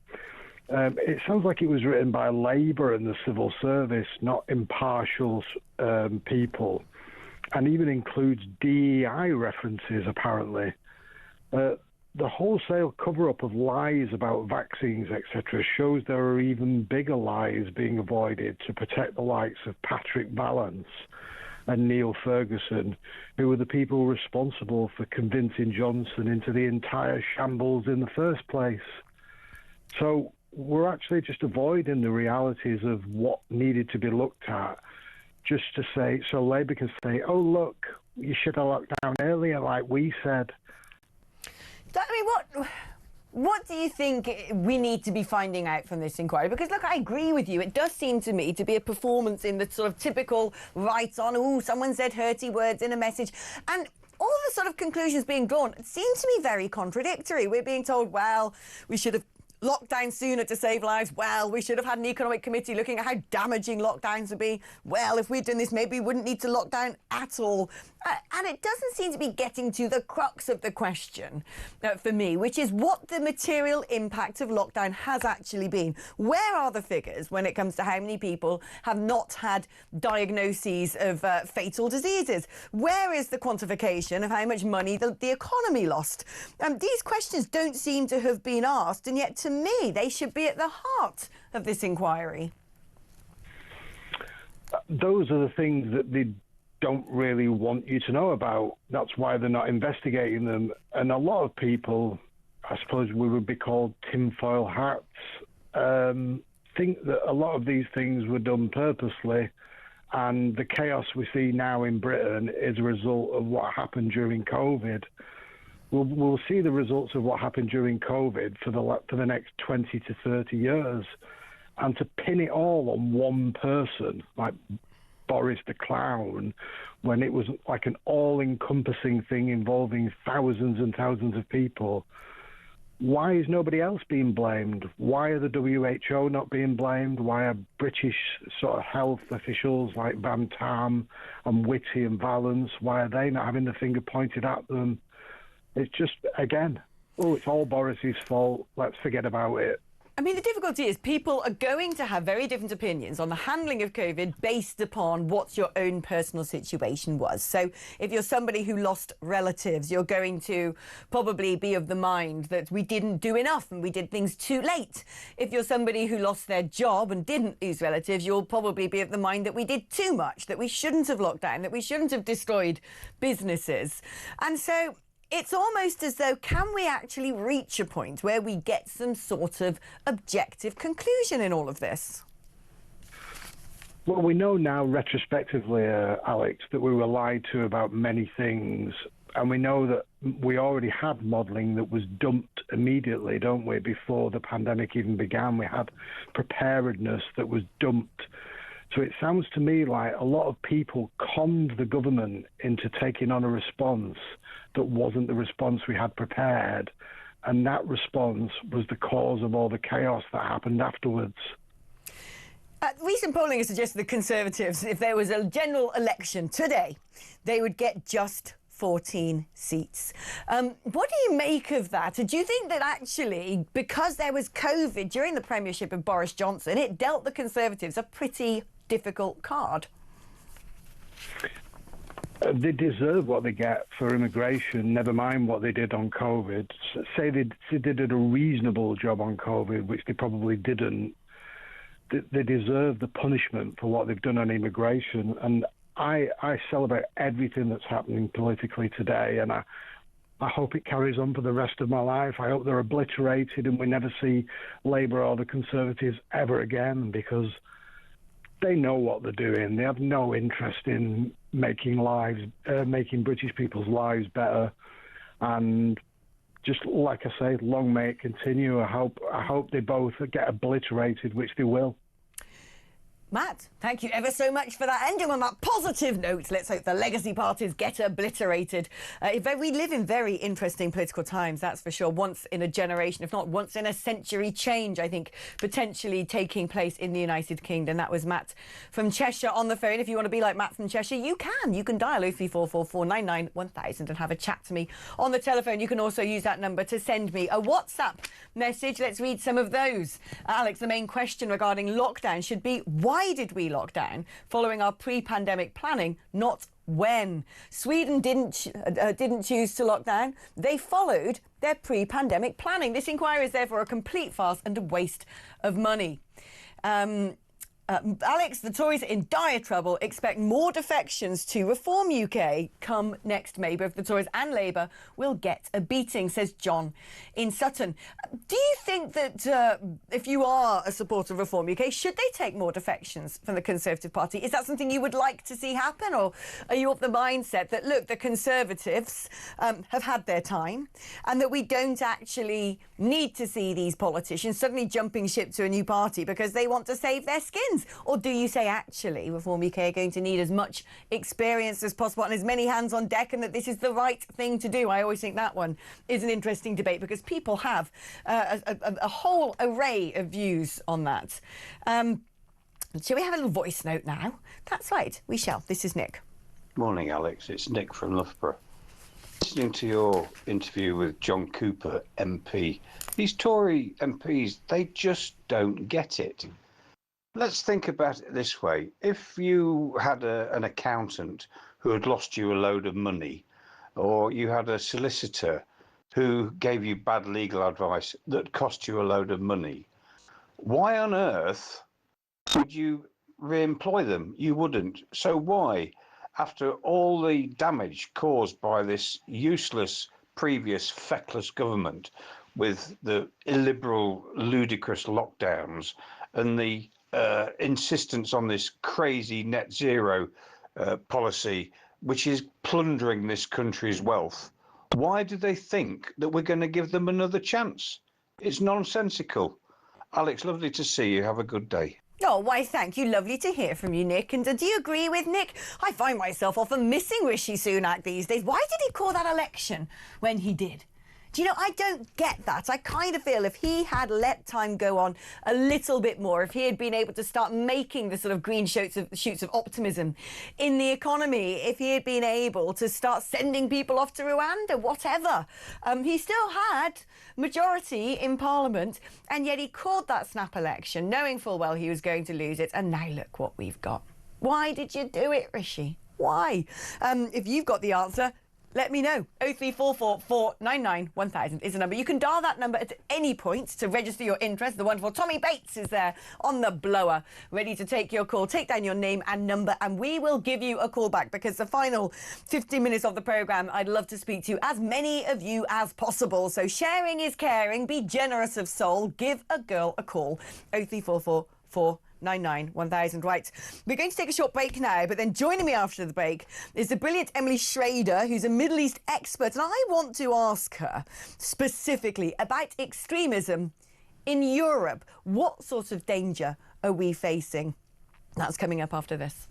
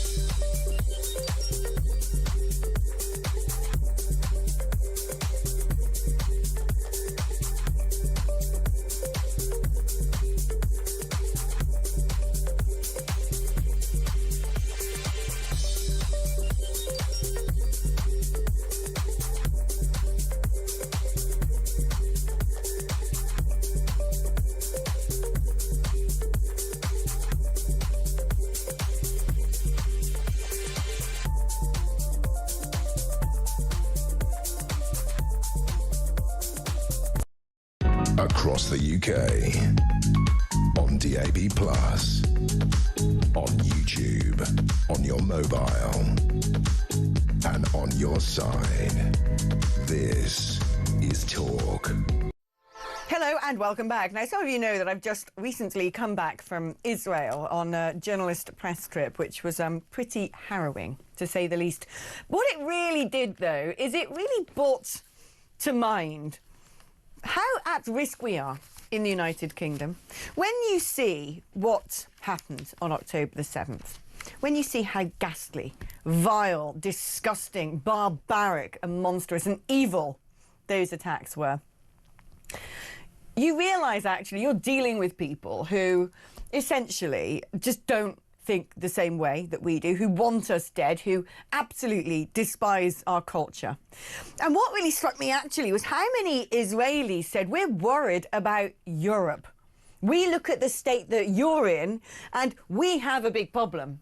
The other side of a fence in Gaza, you have potentially the same problem in your towns, in your cities, in migrant hotels, in HMOs. And it's a matter of time before something really ugly happens. I'm joined by Emily Schrader, a Middle East expert. And this is the thing, isn't it? I get the impression, Emily, it is not a question of if we have a big terror attack, because these are happening all the time. When you look at the, the atrocities going on in Germany, it was the anniversary of the Bataclan the other day. What's happened in Europe is we haven't got rid of people with these extremist views. If anything, we're importing even more. And it really hit hard when I found out that a lot of Israelis look at Europe and are deeply, deeply concerned about us. I mean, I think that's absolutely right. I mean, what we see going on in Europe is extremely concerning, and that there's a tolerance for intolerance. I mean, I think this is the best way to describe what's happening. And I've seen it every single time that I come to the UK or anywhere in Europe. I am more scared to be Jewish in the UK than I would be to be Jewish anywhere else, even places like Dubai, for crying out loud. In the Middle East, it's safer than it is in Europe. How can that be? And we see that time and time again with various incidents. Just in recent weeks, we had what happened in Birmingham. I was actually at the Aston Villa game. The fact that the police there, first of all, made up an entire excuse for banning the Maccabi Tel Aviv fans, as we now know. There's an ongoing scandal about that. But furthermore, that they were allowing hundreds of anti-Israel protesters to gather outside as if Palestine was playing the game or something. Why were they even there? I mean, these aren't fans of Aston Villa. The fact that they allowed this in the first place is outrageous. And the signs, the anti-Semitic signs that we saw there, if you see a Zionist, call the anti-terror hotline, the demonization in order to distract from their own support for jihadist, genocidal ideology that seeks not just to destroy the state of Israel, but to destroy Europe as well, including here in the UK. And the fact that the government here and that people, even the general public, is so blissfully unaware of what's happening is really going to work to their detriment. And yes, as an Israeli, I'm extremely concerned for the future of Europe about this issue. One thing that struck me when I was reading back the reports of the Bataclan, I actually watched a documentary a few years ago, I think it's on Netflix, one of the most harrowing things I've ever watched. And when you read about what they did, I mean, it's just terrifying. But what stood out were the majority of the assailants were born in Belgium or born in France. They weren't people who had turned up. They were born and bred in those countries with these extreme ideologies, who considered Parisians wicked, who therefore thought that actually the monstrous evil attacks were justified. So what can Europe do to tackle this? Because one thing that struck me again when I was in Israel is, if you put to one side the horrors of Hamas over in Gaza, there is a Muslim population in Israel who consider themselves Israeli, who are moderates, who are fully integrated into society. So what lessons is it that the United Kingdom especially needs to learn? Well, I think first and foremost, there are extremists also in Israel, but it is a minority, even in the Arab community, and that's important to note. But here in the UK, I think that there's a problem with a lack of pride in your own country, this self-defeating attitude that there's something wrong with the West, and that's all we ever talk about. about. We never talk about what's right with the West. Freedom of speech, freedom of expression, freedom of religion, democracy. All of these things are values that we should be proudly advocating, and we're not. We focus exclusively on what's wrong with the West, and that gives rise and gives air to the subversion that's happening. And it's very much subversion. It's primarily coming from Qatar and from the Islamic Republic of Iran, both sides, and both of them highly integrated here in the United Kingdom. It's become a money laundering playground for the Islamic Republic alone. I mean, Qatar, the royal family, owns more property here than the royal family here. This is insane. This is insane. Where is your self-preservation? Where is your pride as a country in the good things about the UK? Other people might point out that Qatar has proven to be a very valuable ally to the West in certain circumstances. There are air bases in Qatar. In fact, American jets took off from Qatar to intercept missiles coming from Iran into Israel. Qatar gives us LNG every year so we can keep the lights on. So where is Qatar in all of this? Because very often the finger of blame seems to be pointed at them, and I don't always understand why.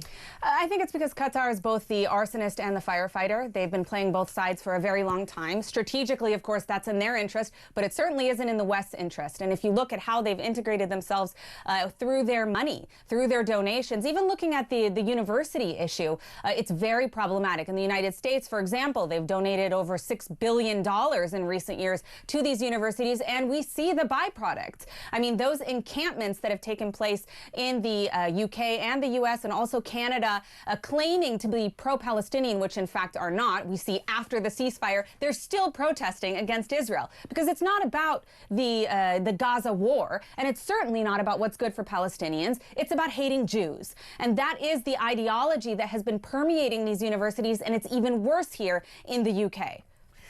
So how is this happening? I mean, we often talk about the Muslim Brotherhood, for example. Nigel Farage turned around and said he would prescribe the Muslim Brotherhood. I think it's been suggested by Theresa May in times prior. Why? What makes them so toxic? Well, the Muslim Brotherhood is using their influence to put a pretty face on jihadist ideology. That has been their MO from day one. They've done it through not just the Muslim Brotherhood itself, which absolutely should be designated as a terror organization, both here and in the U.S., but also through all of their partner organizations, CARE, which we just saw designated as a transnational criminal organization and terror organization by the state of Texas. This is another branch of the Muslim Brotherhood. SJP, Students for Justice in Palestine, has a campus group, has been associated with the Muslim Brotherhood. Hamas itself is a wing of the Muslim Brotherhood. So the connections between the Muslim Brotherhood and these active terror groups that carry out these hideous attacks that we saw on October 7th, and of course that we've seen also in Europe, is very, very clear, and they're not even hiding it. The only time we hear them speak nicely about what's going on is when they're speaking to a Western-facing audience. We need to identify what this is, be able to call it out, and be able to take a stand unapologetically against it. The difficulty is that I am terrified by Islamism. I'm terrified by the growth of Islamism in Europe. From accounts that I read, I am almost certain there will be a massive terror attack. Some analysts suggest that this could be something very similar to October the 7th, coordinated attacks, barbaric massacres, mass casualty events on the streets of various towns and cities across Europe. But the difficulty is, how can you weed out Muslims in a country who despise you and mean you harm without actually vilifying or persecuting those who absolutely do not, who are absolutely fine, who are part of our social fabric? Well, I think that's a really, really great question, and brings up something that I wanted to mention just a second ago, and that is that the Arab states have taken a very strong stance against the Muslim Brotherhood. So why hasn't the West? The Muslim Brotherhood has been banned in Egypt. They've been banned in many of the Gulf states, obviously not Qatar. And there's a reason for that, because they know how dangerous this organization is, that it doesn't represent peace-loving Muslims who simply want to go about their lives practicing their religion, not bothering anyone else, or trying to impose some sort of a perverted version of jihad. And that is exactly what the Muslim Brotherhood does want to do. So there is a difference. They are not pro-Muslim. This is something really important to understand about all of the issue with the Palestinians, but especially with the Muslim Brotherhood. This is not about Muslim rights or Muslim civil rights. They are an organization that is providing cover for terrorism that disproportionately impacts Muslims, especially in the Arab world. The biggest victims of terrorism are the people of the Middle East, the majority of whom are Muslims. And I think that people need to educate themselves about what's really happening on this front before it's too late. Why do you think it is that Europe is failing to do this? Why is it that Europe has massively open borders, that we are taking people from regimes where we know terrorism is rife? There have been plenty of reports coming from Afghanistan that we have most certainly let people in from that country who at the very least are Al-Qaeda sympathisers. We know that the Taliban are selling letters where they're saying, oh, you know, dear Mohammed, we're going to come and murder you, love the Taliban, so they can present it to the authorities in the United Kingdom and say, right, you now have to give me asylum here. Why is it, do you think, because I cannot understand why a continent, and it's not just the UK, an entire continent seems to have this suicidal outlook to say, well, we've got to help these people, we've got to bring them in, we can't do those checks, we're not going to prescribe the Muslim Brotherhood, when if it poses such a threat, and I sincerely believe, like you do, that it does, why are they gambling with this? I can't wrap my head around this. Well, simply put, if I had to sum it up to one word, it would be subversion. And we've seen that nowhere more prominently than the issue between Israel and the Palestinians. The way that this war, this conflict has been presented, especially in the international media, is completely inaccurate to what's happening on the ground. I think a lot of Palestinians even would agree with that sentiment. What's happening in Gaza is not how it's being reported in the news because they want to present a certain narrative. And that is, a lot of it is being spearheaded by Al Jazeera. Now, who runs Al Jazeera?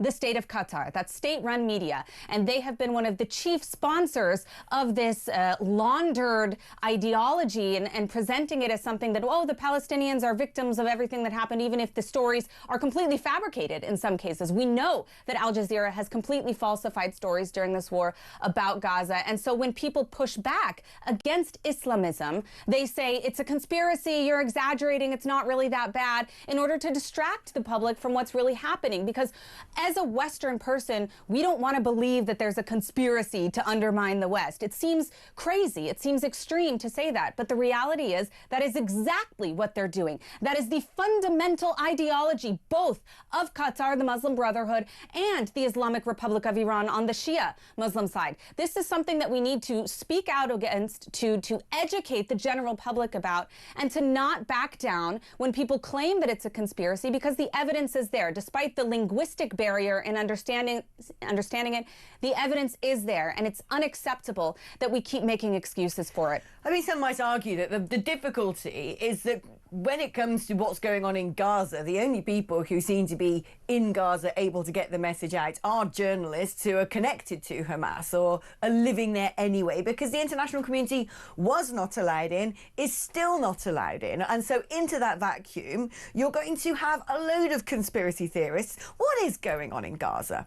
Well, I've been in Gaza a couple of times to report. I actually went in with many of the international press. I was with France 24, I was with Iran International. So there have been limited permission to enter Gaza, and I do think that will be broadened very, very shortly. I actually have been against that from the beginning. I've said that I thought the international press should be allowed in from the beginning. However, that being said, there is a very legitimate concern in terms of the safety of international journalists. We know that previously one of the BBC journalists was kidnapped by Hamas and held hostage for some months, and this is something that we would expect Hamas to do in the future. That being said, I believe it's the responsibility and the risk of an international journalist to take that risk. So I hope that they do open that up, because I think that what's happening on the ground speaks to, quite frankly, what others would call the Israeli narrative of what's happening in the war in Gaza. Is the problem not now, when journalists might finally be able to go into Gaza properly, that what they're going to see is, you know, a strip of land that is essentially rubberized,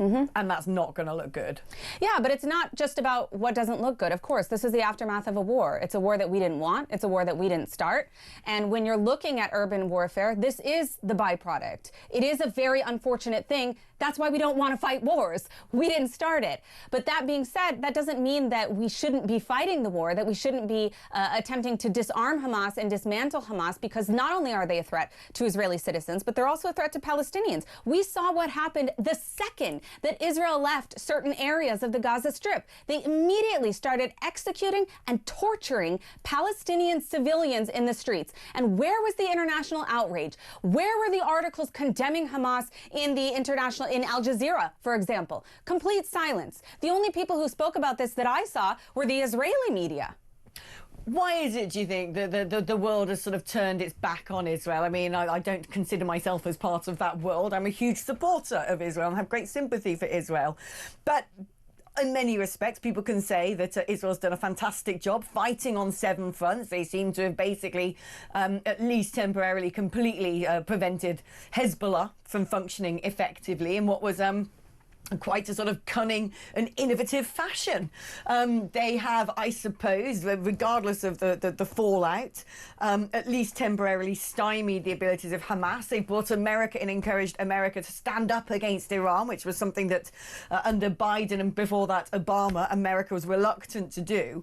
So materially, one could say Israel has actually dealt quite well with a lot of its problems. But the world now seems to despise Israel. A lot of people think Israel, frankly, are evil. What can be done about that? Well, I think we need to continue to educate people about what really happened. It's an uphill battle, absolutely. And the primary reason for that, as I mentioned before, is subversion. A lot of the stories and accusations that have been lobbed against Israel just aren't accurate. They don't have a basis in reality. And I'll give you just one example.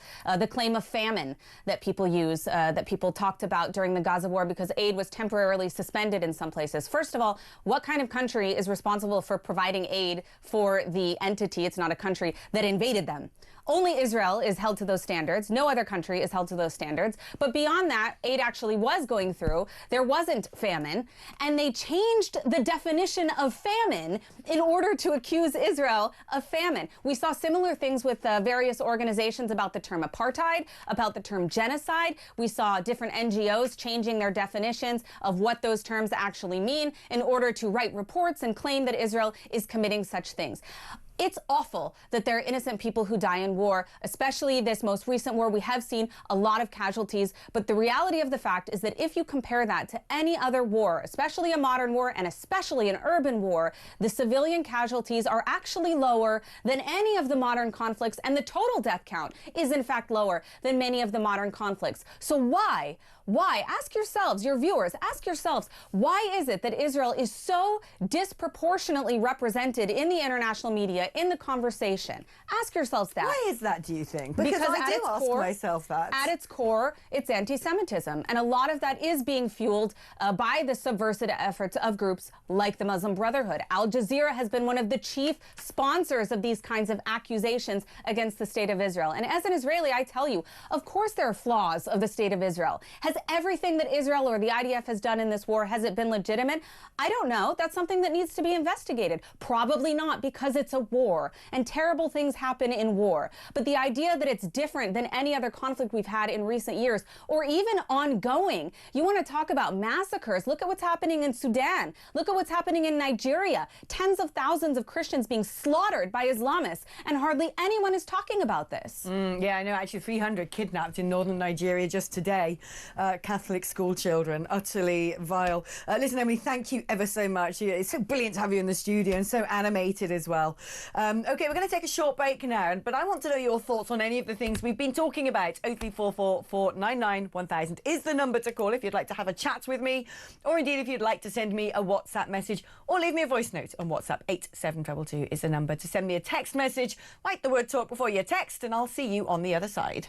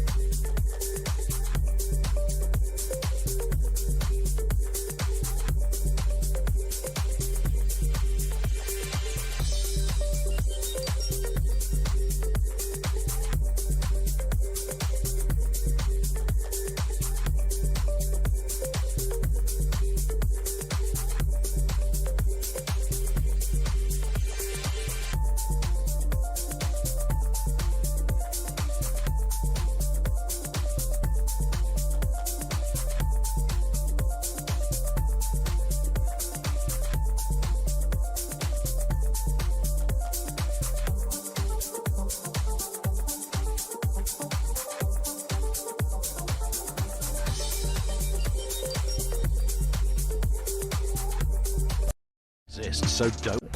Who would be a better alternative given that Labour MPs and indeed Labour voters, Labour Party members, tend to go for the more left-wing candidate? Yes, I think for those of us on the right of centre of the spectrum, we should be a bit careful what we wish for here. I believe Ed Miliband is the most popular cabinet minister amongst Labour Party members. It would be good fun, though. Those 2 weeks before the country imploded would be fun. We would be back to the banter era. You're absolutely right, Julia. Big news coming this December. Our talkTV app is moving to the Talk app. You can watch, catch up and listen to all your favourite shows and podcasts anytime, anywhere, all on the Talk app. From Monday, 1st of December, the talkTV app will no longer exist.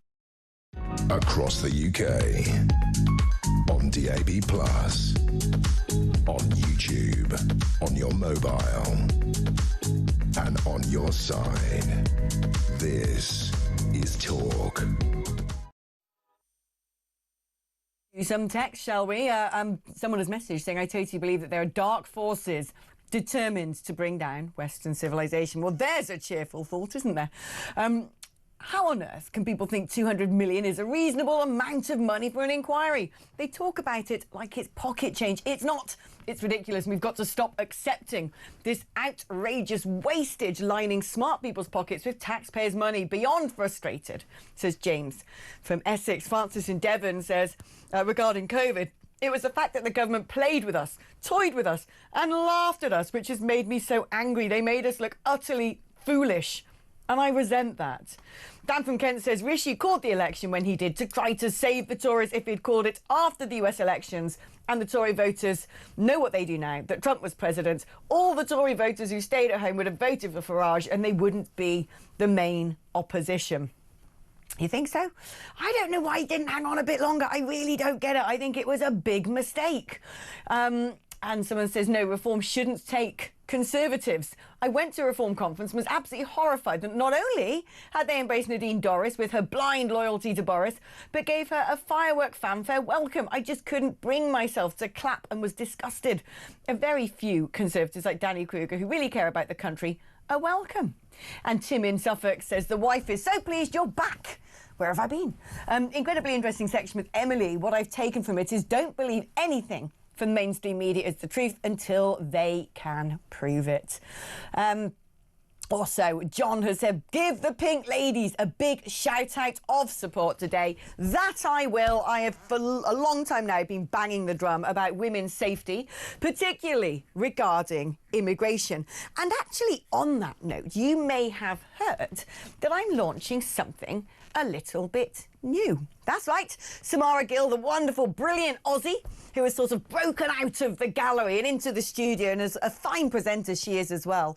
We decided it was about time that women had their own show. And it's not one of those Me Too movement, oh, let's talk about nail varnish, ha ha ha, anti-left wing, DEI rubbish that you get on other channels. You know what I'm talking about.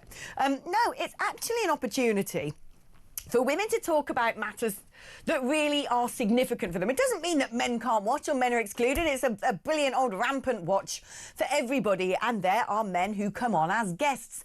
But we really have been lacking for a long time something that really represents right-wing women.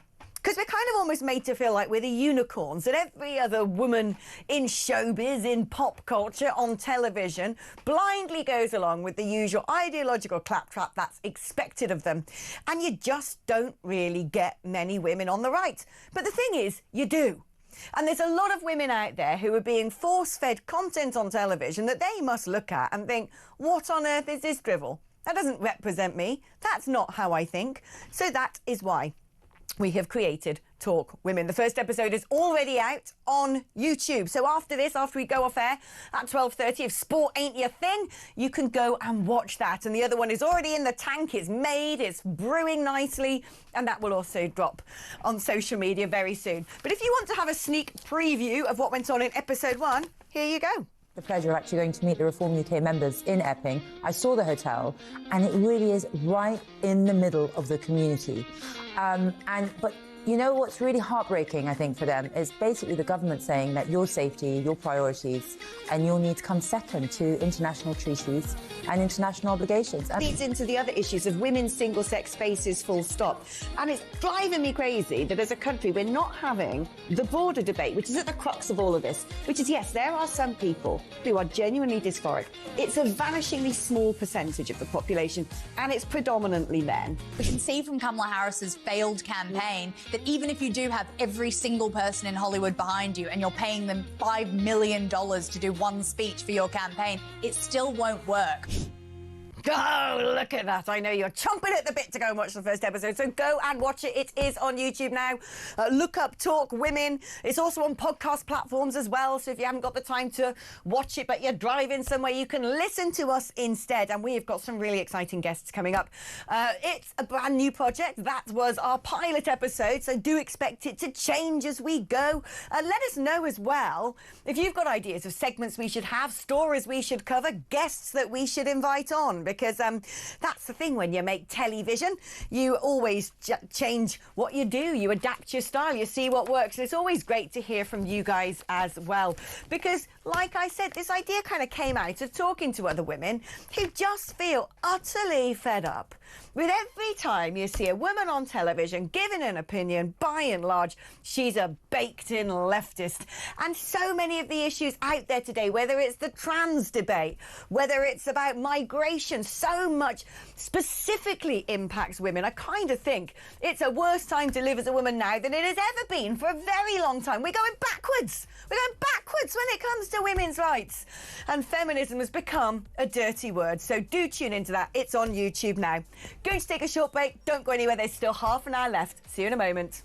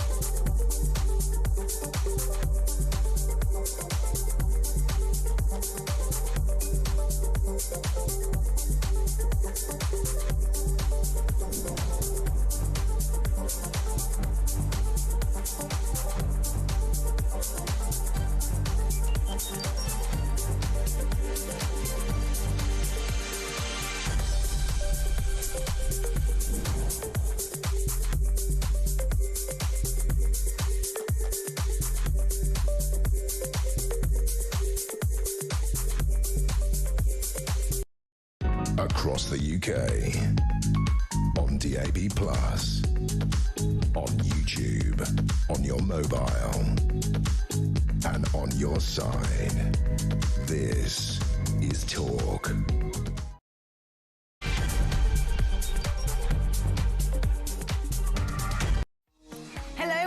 welcome back. Right, we've got about 20 odd more minutes left of this programme before we simulcast over with our mates in the studios next door for some live football action. We'll be handing over to TalkSport at around 12:25. But until that, let's eke out the rest of the programme with more political debate. And I'm joined now by what they like to call a big beast of the Conservative Party, Sir John Redwood, who, of course, was a former Conservative Cabinet Minister. And, John, I want to discuss with you this story in the Telegraph today, which it just doesn't make sense. We know we live in a country where the welfare bill is way too high, where there is far too many work-shy people, that the rate of joblessness is out of control, particularly, actually, among young people. I've got various theories of this. I think that in COVID we encouraged people to get used to sitting at home and not doing anything, but expecting to be paid regardless, that people suddenly realised they quite like sitting under a slanket and watching box sets and still getting money in their bank account, and that this really does need to be tackled. And so I thought, with the IMF saying to the Labour Party, you've got to cut the welfare bill, that they would start making some pretty stringent decisions. But no, apparently Labour is considering softening penalties for benefits claimants who routinely fail to show up to the job centre. At present, if you're a job seeker and you don't turn up at the job centre, if you're not actively looking for work, if you're not pulling your finger out and trying to get into employment, you can face having your benefits stripped for anything between 1 week and 1 year, depending on the severity of the breach. But apparently, in some sort of mad wisdom, it has decided that this doesn't actually help people, and that actually stripping people of their benefits may actually reduce the benefits claimants' ability to find more work, and instead the penalty should be for failure to attend meetings to try and make them attend more meetings. Make that make sense, John? Well, hello, Alex. Great to hear some common sense from you. As you say, there is absolutely no common sense in our benefit system at all at the moment. You put your finger on one of the weaknesses that Labour wish to make worse.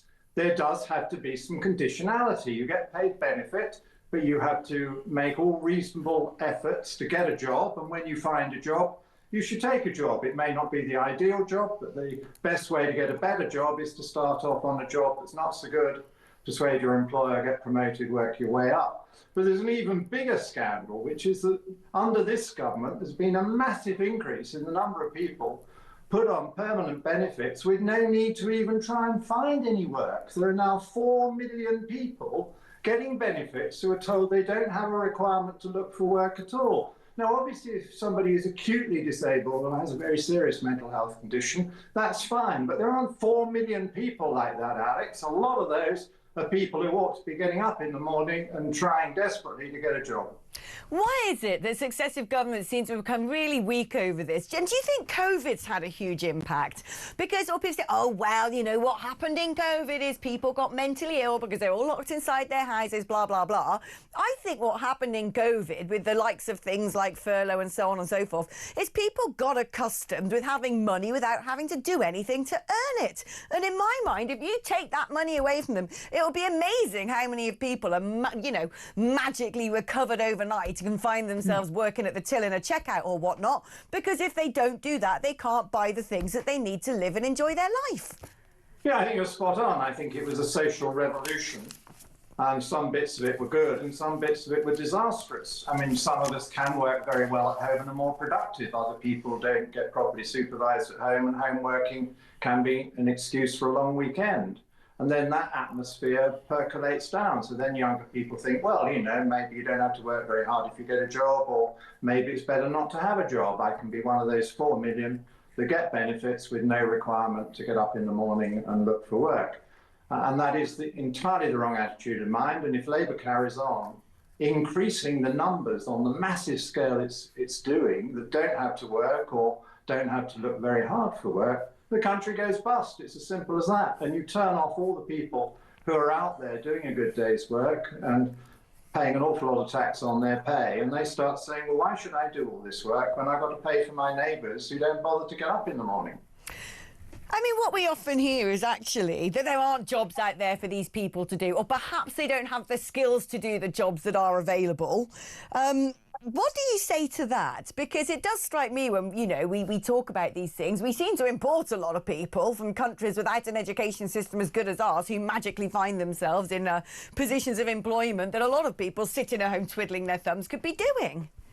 Well, that's right. And one of the things they should be doing, given now that there aren't so many extra jobs around because of the damage they've done to the economy, is really throttling back on the number of visas they give for people to come in and take low-paid work and unskilled work in this country. We need all that work, particularly for our young people. It's a complete scandal that we've got almost 1 million young people not in education, training or jobs. And when you start out in the world, I'm sure it happened to you, it's only happened to me, you have to start off with a not very well-paid job and persuade people you know what you're doing, and very often the employer will get behind you and give you some training. That's the journey that most people always went on. And we're stopping that. We're saying, why don't we give all the lower paid jobs to people coming in from outside, and then there isn't a step on the ladder for our younger people. It's an absolute disgrace. A lot of these people who are out of work, the young people in particular, the main reason to me seems to be that they have some sort of mental health issue. And the difficulty is, of course, I mean, look, I personally think if you're feeling a bit sad and depressed, going to work's a great distraction. It actually helps you. Being productive is very positive for mental health. But the difficulty is, of course, I think there probably is an increasing mental health crisis. I think people are spending way too much time doom scrolling on the internet. I think that there's way too much sort of hyperbole going on out there about, oh, you might have trans, the world's on fire, climate this, racism that, identity politics is enough to scramble anyone's brain, quite frankly. But the difficulty is with mental illness is it's not like having a bad back or a dodgy foot. It's very hard to be able to prove. So what should be our approach to this problem? Well, you're absolutely right. And it's about 4 out of 10 of those going on to disability benefits have some kind of mental health condition. Now, there will always be some people who have a very acute, well-defined mental health condition that psychiatrists will understand, and they won't be able to work and they need treatment. But there are now tens or hundreds of thousands of people getting this categorization when they don't have anything like that severe condition. And a lot of the good work that's gone on about mild mental health does show exactly what you're saying, that very often work is one of the best therapies. I mean, I'm more inclined to be miserable if I can't work than if I've got something interesting to do in my job. Oh, I certainly find when I'm sitting at home by myself is when the misery definitely kicks in. Are we not facing potentially an exacerbation of this crisis? The more digitised the world becomes, the more companies rely on things like AI, where essentially human capital is not going to be worth as much, that humans cost a lot more money, take a lot more time, and are potentially going to be far less reliable than using sort of big computerised machines instead. Well, I don't think we should be looking for excuses, and I think a lot of the digital technology is a huge opportunity. And whilst there are some downsides that people with certain skills are going to find the computer knows best, you still need good people to direct the computers, tell the computers what to think, criticise the computers when they get it wrong. You can't accept instructions or professional advice from AI. You need people who know what they're doing, who use AI as an intelligent assistant, and don't rely on it for the judgment or the personal service. And it's always going to be better for people to serve people than computers to serve people. And that we'll still need a lot of that personal human contact because the computer doesn't do love very well. So, John Redwood, it's always a delight to catch up with you. Thank you ever so much for coming on the show. OK, we're going to take a short break now, but after that I'm going to be joined by a brilliant young man, an exceptional up-and-coming commentator called Montgomery Toms. If you don't know him, he's absolutely fantastic, and he's going to be joining us after this.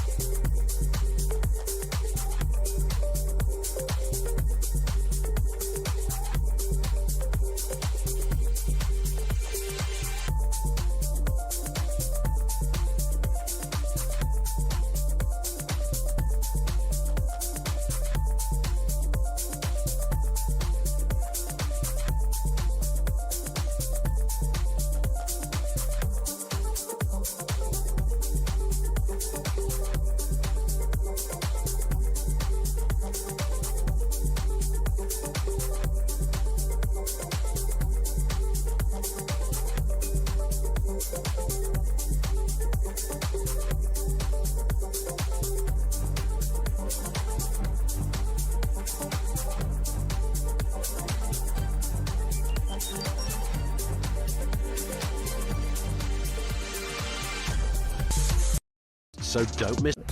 Who would be a better alternative given that Labour MPs and indeed Labour voters, Labour Party members, tend to go for the more left-wing candidate? Yes, I think for those of us on the right of centre of the spectrum, we should be a bit careful what we wish for here. I believe Ed Miliband is the most popular cabinet minister amongst Labour Party members. It would be good fun, though. Those 2 weeks before the country imploded would be fun. We would be back to the banter era. You're absolutely right, Julia.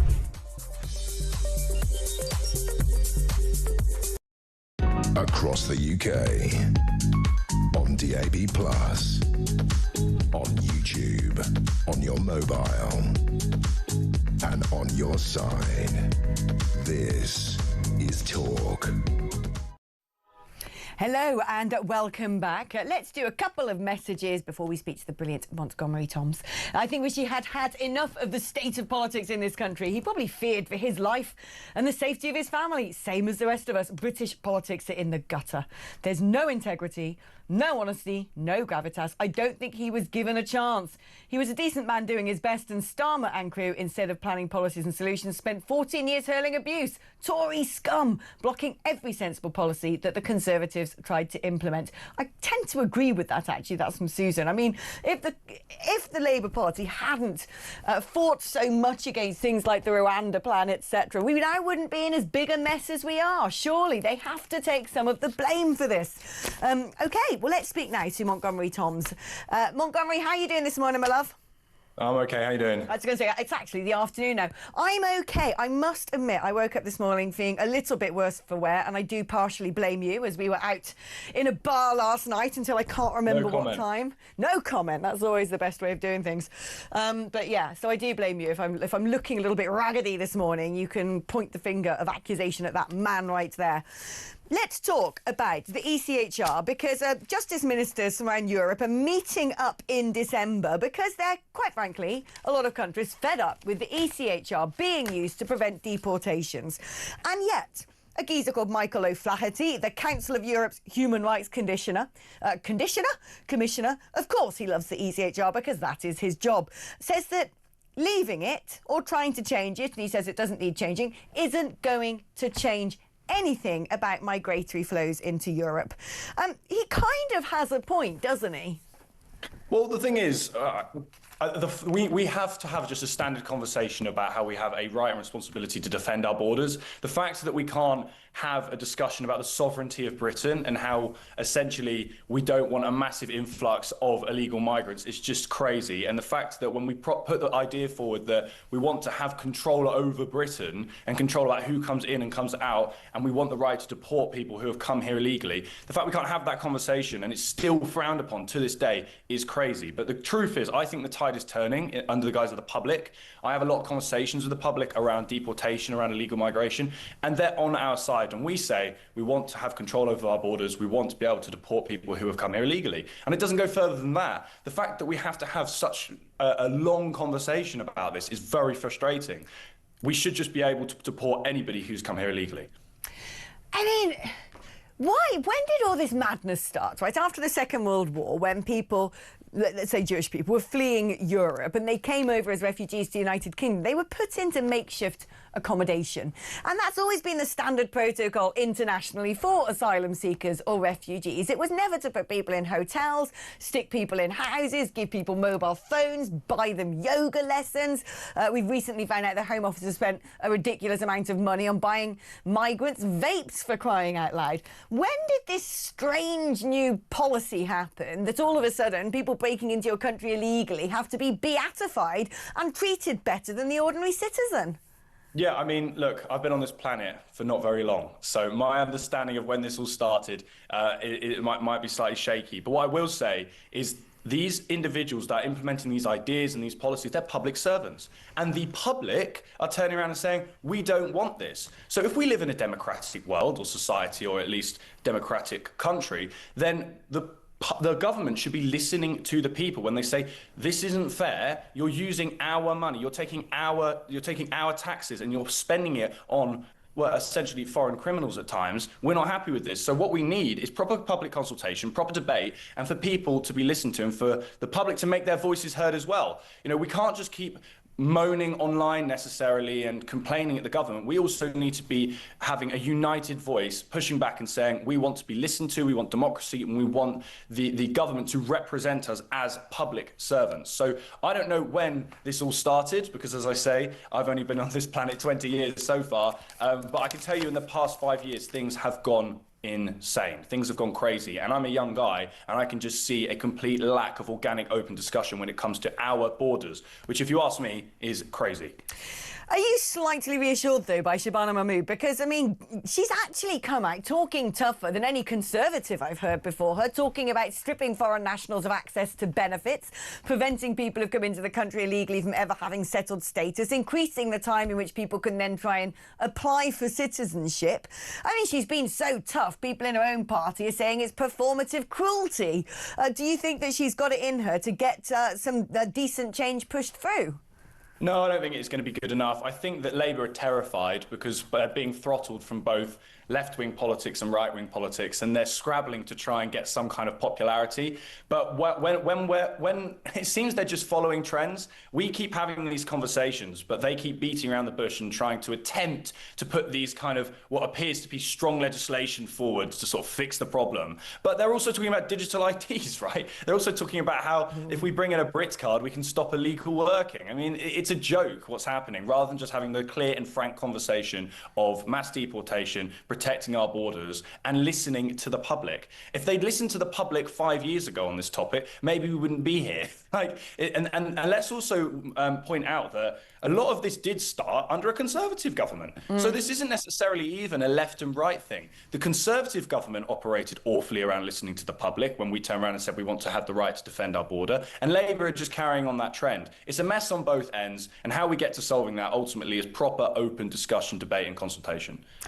Let's talk quickly now about the COVID inquiry. You've been letting off some steam on X, and basically, I mean, we're in agreement about this, that I think one of the most dystopian elements of the pandemic that has failed to be addressed by this inquiry, and I'm going to quote you here, is the fact that government used fear to manipulate the public, to bully people, to exclude the unvaccinated, to set a precedent for top-down authoritarian control. You say it was disgusting and it must never be repeated. So why is it that we're not actually talking about this in this inquiry? I know, well, the COVID inquiry, when I read that, the visceral reaction I had was so extreme. You know, lockdown hit when I was very young. I was 14. I kind of grew out of, I became a public speaker in a sense, pushing back against lockdowns and the fact that I couldn't believe that our freedom was being attacked so fundamentally. But what's really concerning is I thought, well, maybe in 5 years' time, and this was back in 2020, we'll get to a point where the history books start actually telling the truth and recognise that we should never have locked down, we should never have rolled out mandatory vaccinations, people shouldn't have lost their jobs, we shouldn't have introduced a papers, please culture with vaccine passports, which set a precedent for now a digital ID, and we should be having a discussion now about how it shouldn't have happened, not about how we should have locked down sooner.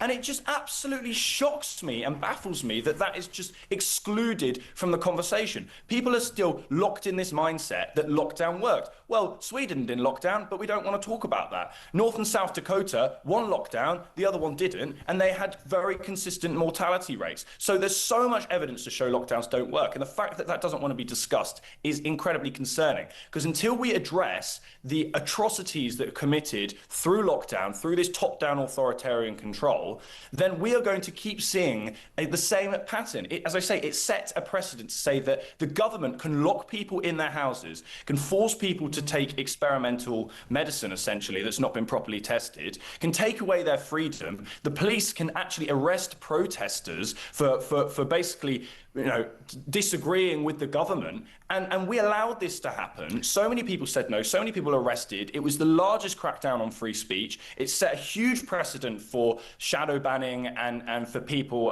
opinions to not be properly displayed on air and in social platforms. So lockdown for me was the cornerstone of authoritarian overreach, where we had also centralized organisations like the World Economic Forum, like the United Nations, World Health Organization and their pandemic treaty, etc., feeling that they can influence and invade our sovereignty as Britain to make our own decisions. And until this is addressed, until we have justice, until we have proper scrutiny, then we are not going to be able to see a brighter future for Britain. We have to address this immediately. I do feel like the big red dystopian stay in your house button has now been created and it's going to be hard to get rid of. Montgomery, it's so great to have you on the show today, the fantastic Montgomery Toms.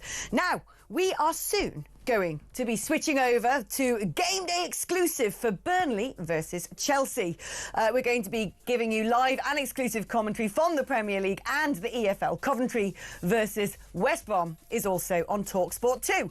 Or, of course, if you're not really footy-minded, you can always watch the first episode of Talk Women on YouTube, presented by me and Samara Gill, with the absolutely fantastic Layla Cunningham as our first guest. You can get that just by looking for Talk Women on YouTube. Anyway, I'm back. Same time tomorrow, 10 till 1. Have a lovely weekend, and I look forward to having your company then. Bye-bye.